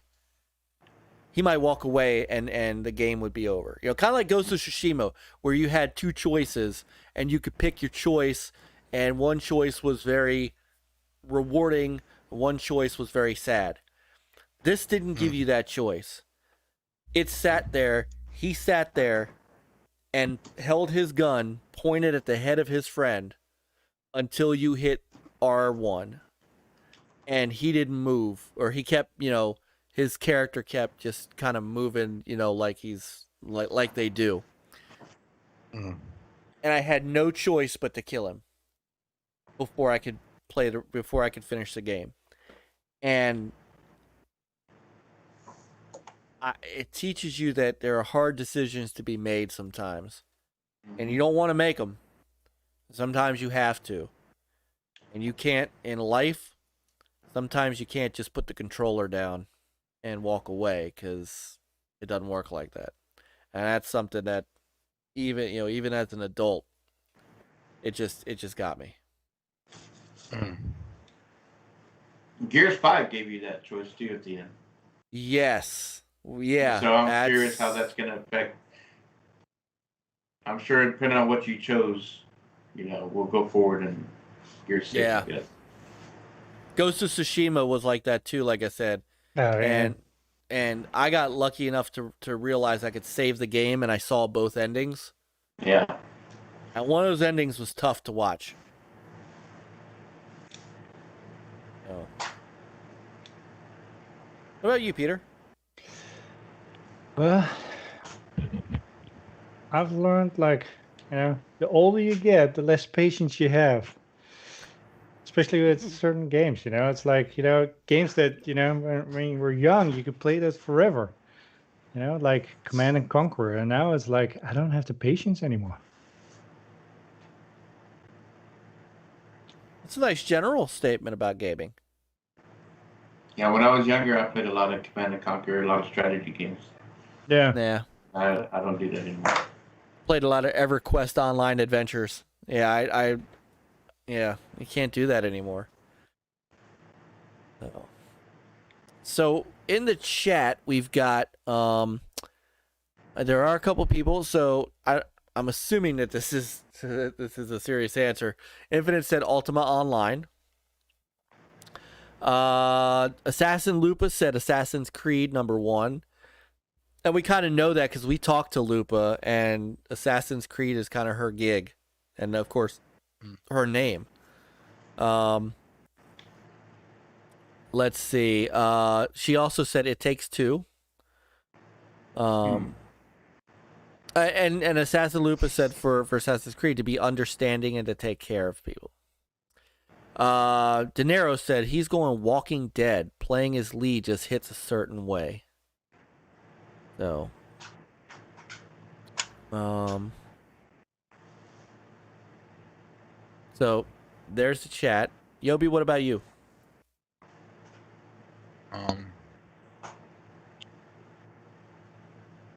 I'll have to go not just with one game, but a series. It's gonna be Mass Effect, and the reason I chose Mass Effect as a series is because that is the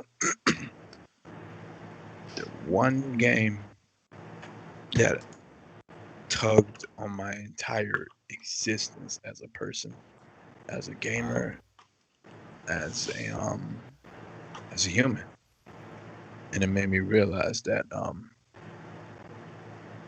no matter how people look at you, no matter how they judge you, as long as your heart was in the right place, no one can never take that away from you. As long as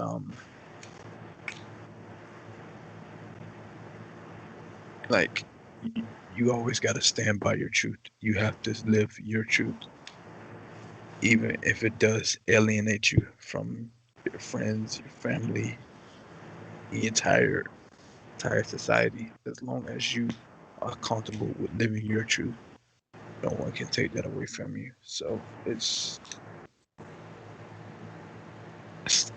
personal, So that is why I chose Mass Effect, because Mass Effect was a game, but now Mass Effect is like, it's personal. It tugs on your entire existence.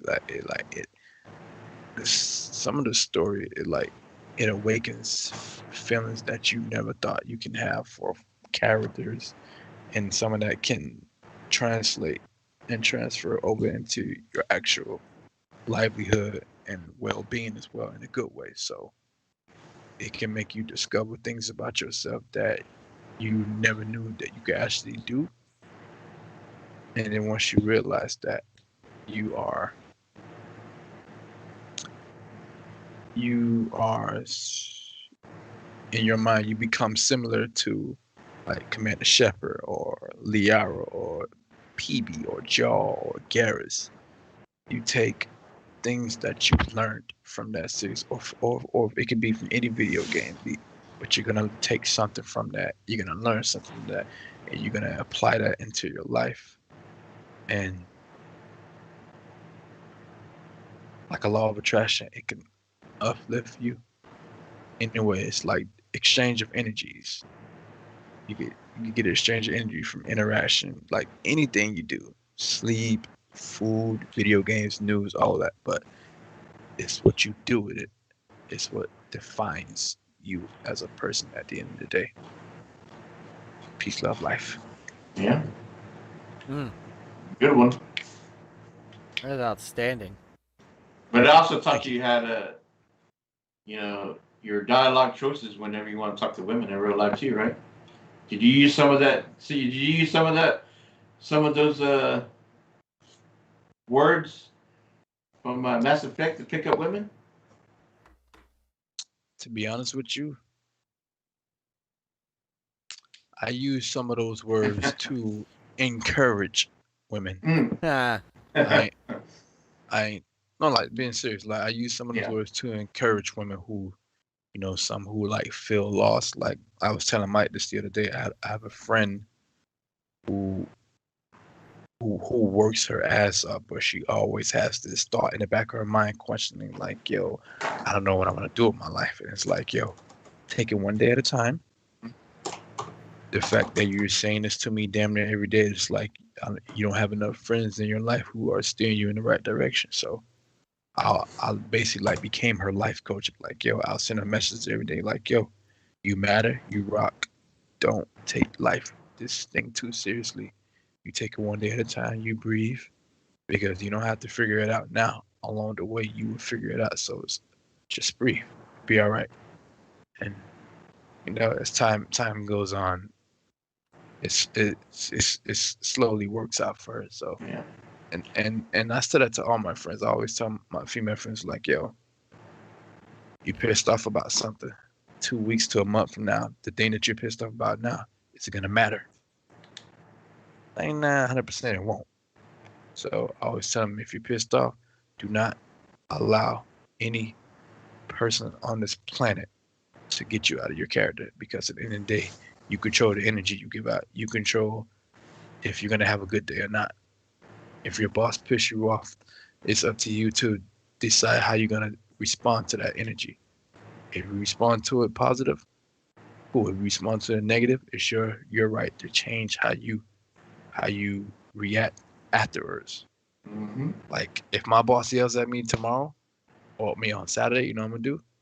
I'll laugh. I'm like, all right, cool. Walk it off. Get back to my mode, because I'm not worried. Because once you see that smile, he's gonna be like, hey man, I'm sorry I yelled at you. Oh, you still on that? I'm not worried about that. You're good. I'm good. Are you good? I'm not worried. At the end of the day, it's business. I'm not mad at you that you got to make a business decision about the business. That's why a lot of people get things like that confused at work. Oh, you're supposed to be my boy, this and the third. Don't mix friendship with business, because business is always going to come first. Even if you got to save your friendship, business comes first. If I got to make a business decision to save our friendship, I would do that. But at the end of the day, when you're at a workplace, keep the business first. The friend, all that stuff comes second. You keep the business first, you have nothing to worry about. Yes, sir. Oh, and I'm done. Yeah, that's good. All right. I will say this about the games, is that how it affects us in real life is that as us gamers, you know, back in the day before these games, people had to rely on books, right, to help. Oh yeah. Show you different ways of life, how people perceive this or that, how, you know, books taught you, and this is what gaming does for us. And Mass Effect was, you know, of course, was born from the KOTOR, how they did it, but the dialogue is great, right? There's so multiple ways of interacting with your character, your crew, and so on, and it affects the outcome and this and that.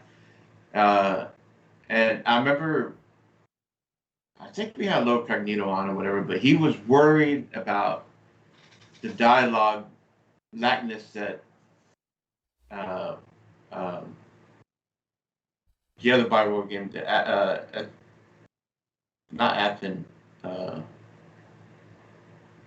was the one that got all criticized when it came out, and it was lacking. Starts with the A. From BioWare. Anthem. Oh, Andromeda. No, Anthem. Oh, he was talking about Anthem. He's started with it, yeah. I remember him saying ahead of time that he was worried about the lack of the dialogue tree, that they only gave you like 3 choices, so it didn't branch off enough to really make an impact, you know. Right. So that's all, that's it. So yeah, that's cool. Good stuff, Yobi. Thank you, brother. Thank you. Excellent stuff. All right, we are at 12:41, which means if we're not careful, then De Niro will be correct. Thank you, Lupa. We will be reaching ILP status. So I do want to get us out of here because I know some of us have to work tomorrow. Some of us earlier than others. So Brother Yoby. Some of us is off. Oh, nice. Yeah. Yeah, I don't go better. Let's keep it going. I did that last De Niro, night. shout out to De Niro for being here the whole time. Yeah, I know. Man, Yeah, Shout out to Lupa. What are you talking about? Lupa. Oh, she's yeah. she's a There's a lot of vampire. people. She said it. There's a lot of people No. here. They're lurking. They're lurking here. and they're So hanging. also the indie gamers stayed. He Yeah. stayed almost. Sometimes, yeah. Yeah, he stayed Another- until the very end. People across the pond don't go to sleep, man. They're all vampires. I'm gonna call this the Yoby effect. Yeah, right. Yeah, we still Yes. got 16 people here. Peace, love, life effect. Yeah. So, but I'm gonna go ahead and get us out of here because I know we got to get some sleep and get to the weekend.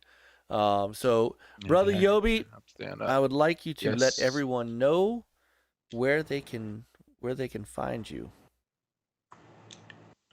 Well, once again, this is Dragonheart YOBY, aka Mr. Peace, Love, Life himself, and I want to thank you all for coming to the NLG tonight. It was fun, amazing. It's like home. It's like family. It's like hanging out in the bar, throwing back some beers and stuff. You guys can find me at Dragonheart YOBY. I'm gonna post it in the chat. You can find me at Dragonheart YOBY on Twitter, Instagram, and on Xbox Live you find me at Heart YOBY. So that's D, letter D, Heart YOBY. Posting together so you can see it. So Dragonheart YOBY on Instagram and Twitter, and Heart YOBY on Xbox Live, and Dragonheart YOBY on PlayStation as well. So you cannot just say I have one system, I have three. I'm not posting my Nintendo Switch code because that's too many goddamn numbers. Switch. Nintendo, get a damn gamer tag system. Come on, man. Really? Come on. Stop playing. Get a gamer tag hilarious. system. Putting damn numbers so I can find my friends. Come on. And that's where you can find me. But again, NLG, thank you for having me. As you can see, we rep our family here. Okay. Absolutely. See that shirt? Rep our family. Welcome to the NLG family. Thank you. Indeed. Appreciate you, man. Appreciate you more. Now, in chat, you guys just friggin' rock. It's unbelievable. Just unbelievable chat tonight. Those of you who are still here, you guys are our warrior friends. You're all family, but shout out to all of you who are still here hanging with us. And And great. I apologize for the technical difficulties earlier. It's not your fault. So we got it worked out in the end. Yes, we did. And we will see everybody, man, next week. Next week's gonna be a big week. Yeah. It was my fault too, Infinite. Shut up. So, Chris, Peter, another great show in the books, man. Hell yeah. We are only a couple of episodes away from 250. Can you believe that? We're Michael, almost there. Mike, correction. Another classic episode in the books. Another classic episode in the books. I love it. Hey, I love it. Go. There you go. So, and Caper, we saw you towards the end here. Yeah, man, appreciate it. Thanks for if you were lurking, thanks for lurking. And thanks for coming into the chat and at least saying hi. Even if you're doing something else and you got us in the background, just pop in, let us know you're here, say hello. That's a great thing, folks. If you're listening after the fact, do us a favor, click like, click that subscribe. How about leave us some comments? We don't get a whole lot of comments on our live streams, but there's something we talked about tonight that you've got feelings on, and believe me, there's feelings on the stuff we talked about tonight. Leave them down in the comments below. Let us know what you think. As you can see, the chat room is very important to us. So leave us a comment. Let us know. And then the following week, join us live here at 9 o'clock Eastern Standard Time, because, you being part of our chat, just like our wonderful chat room here right now, you being part of the chat makes us better. Also, don't forget our awesome Gamers United Guild members. one of which is here with us tonight, and Brother Yoby, part of one of my favorite crews, the Retro Renegades, with our Daddy J, attorney at Retro, Infinite, who's in the chat. That's every Tuesday night at 7:00. Every Tuesday night, Yoby, and then there's a cadre of people that keep coming on: Stinking Corpse, Cerebral, Paul, me. Sometimes Lemon. Peter and Chris will pop in. Lemon will pop in. Slayer. Six Slayer comes in. Clowns will come in. Slayer. That's my guy right there, man. Love Six Slayer. We've got, dude. Caper said, "Thanks for keeping me sane while I'm bending steel all night." LOL. Dude, nice. Caper, thank you. That means a lot to us. It really does. It really does. And then tomorrow night is Brother Mav and Pong Soul and 3-Bit, and those guys, and Sister Caitlin, and Sister Lupa, who are gonna be on Xbox Ultimate at 9:00, and then we play Halo, and I might get some Halo in tomorrow night. And then I'll join you. Yep, Indie Gamer's got his his collective, Guerrilla Collective, coming Saturday. Sunday is, and of course Saturday morning is Evercast with two of our Gamers United Guild brethren, OEB Pete and Retro Rich Hayward, Breaking Ice Cream Productions. Then Sunday morning at 8:00 p.m., 8:00 Pacific, 11:00 Eastern is Amico All Access with OEB Pete and DJC Studios, Crow Continuum, and folks who are able to get up and listen to some Amico talk. And then that night is TXR, the end your weekend with awesome Xbox talk with our brothers at TXR. They come on at 9:00. Just throughout the week, Retro Renegades comes on when, Yoby? Tuesday at 7 p.m. Tuesday at 7 p.m. And then leads. And as we're getting out of here, can I say something? One more thing, Mike? Yep, I got a couple more shows to shout out real quick, and we out. Sweet. Because I gotta get my man. Go ahead. I want to give a special shout out to Steel Ring and Pong Soul and the Live Split Screen podcast. Dude, these two guys, I don't know where they came from, in 2019, 2020, but I feel like they are the fastest rising stars in the gaming community. Yep. They came through like a hurricane. Now they're just Pong. Yeah. Pong Soul, he's a special guy, but Steel And Ring, he's a special guy too. Like these guys just came out of nowhere. And I got a special connection with Steel Ring. That's my Florida brother right there. So peace, love, like the Steel Ring. But and that'll be bravo to these gentlemen. Love those two guys. They're legendary. Pong will be with us next week. You know, now finally he can say, "Yeah, I've been on every podcast," because he'll be on. Yeah. Right. And don't forget our newest members of the Gamers United Guild. Papa Pete comes on Tuesdays with wrestling and gaming. Great show. And on Wednesdays, our brothers at Go Game Go. Wrestling and gaming? Yep. Yeah, Papa Pete. Dude, I got to introduce you. I need to introduce you to Papa Pete. I got to well, we had to take a night off from Retro Renegades because it's on about the same time. But I got to introduce you. You know what?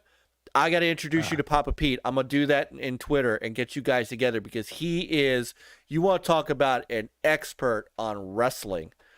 That man, oh man, I had the pleasure of doing a show with him and Go Game Go doing WrestleMania stuff. Oh, and then Wednesdays is Go Game Go, and they have an unbelievably cool show. Nice. And then usually it's open mic night, so they do open chat. Sometimes they talk about movies. They did a sitcom bracket like March Madness where we had to do sitcom stuff. It was awesome. So, and that rounds us out. So then we get to Four Guys with Quarters on Thursday at 6. I think it's 6, and that leads right back to us at 9 p.m. Eastern Standard Time next Thursday night. Pre-E3, Pong Soul, Jago, Jago. The greatest Jago. Hey. I see how you easy He guys woke forgot up. about the greatest warrior in the fighting game. He's from Jago. You came at the end. Take your old ass back to sleep. Jago, you know who else I forgot? I feel bad. He's also on a bunch of. I forgot Crispy Bob, because I haven't seen Crispy in our chat room in a while. Yeah. So, nah, Jago is awesome too, man. Jago brings just a realism. Love you, brother. Yeah. Love you. So, big boy Crispy Bomb. All right, so that leads us back to that brings us back to us. He's always watching. He's watching while he's asleep. We know when he's been sleeping. We know when he's awake. So anyway, no, we're not gonna get 10. De Niro said 10 minutes and we're at ILP level. Nah, ain't happening. Everybody have a great weekend. Pick up a controller, get some playing done. We'll see you next week. And man, Yobi, thanks a lot, brother. He's walking away already. Thank you for having me. I really appreciate it. No, I'm letting my dog out. Thank you for having me. I appreciate it. So now we love you too, Jago. You are one of the goods, man. You really are. Yeah. One of the Still goods. a hootenanny, but we love you. Yep. So we didn't forget Indie Assassin Lupa. We talked about we got Indie. No, I'm not. No, we're gonna go just under. De Niro. Good night, everyone, or good morning, everyone. For the extra heavy thumbs. Play on, gamers. Come on, guys. Adios, y'all gamers. Come on, brothers. Peace. Have a good weekend.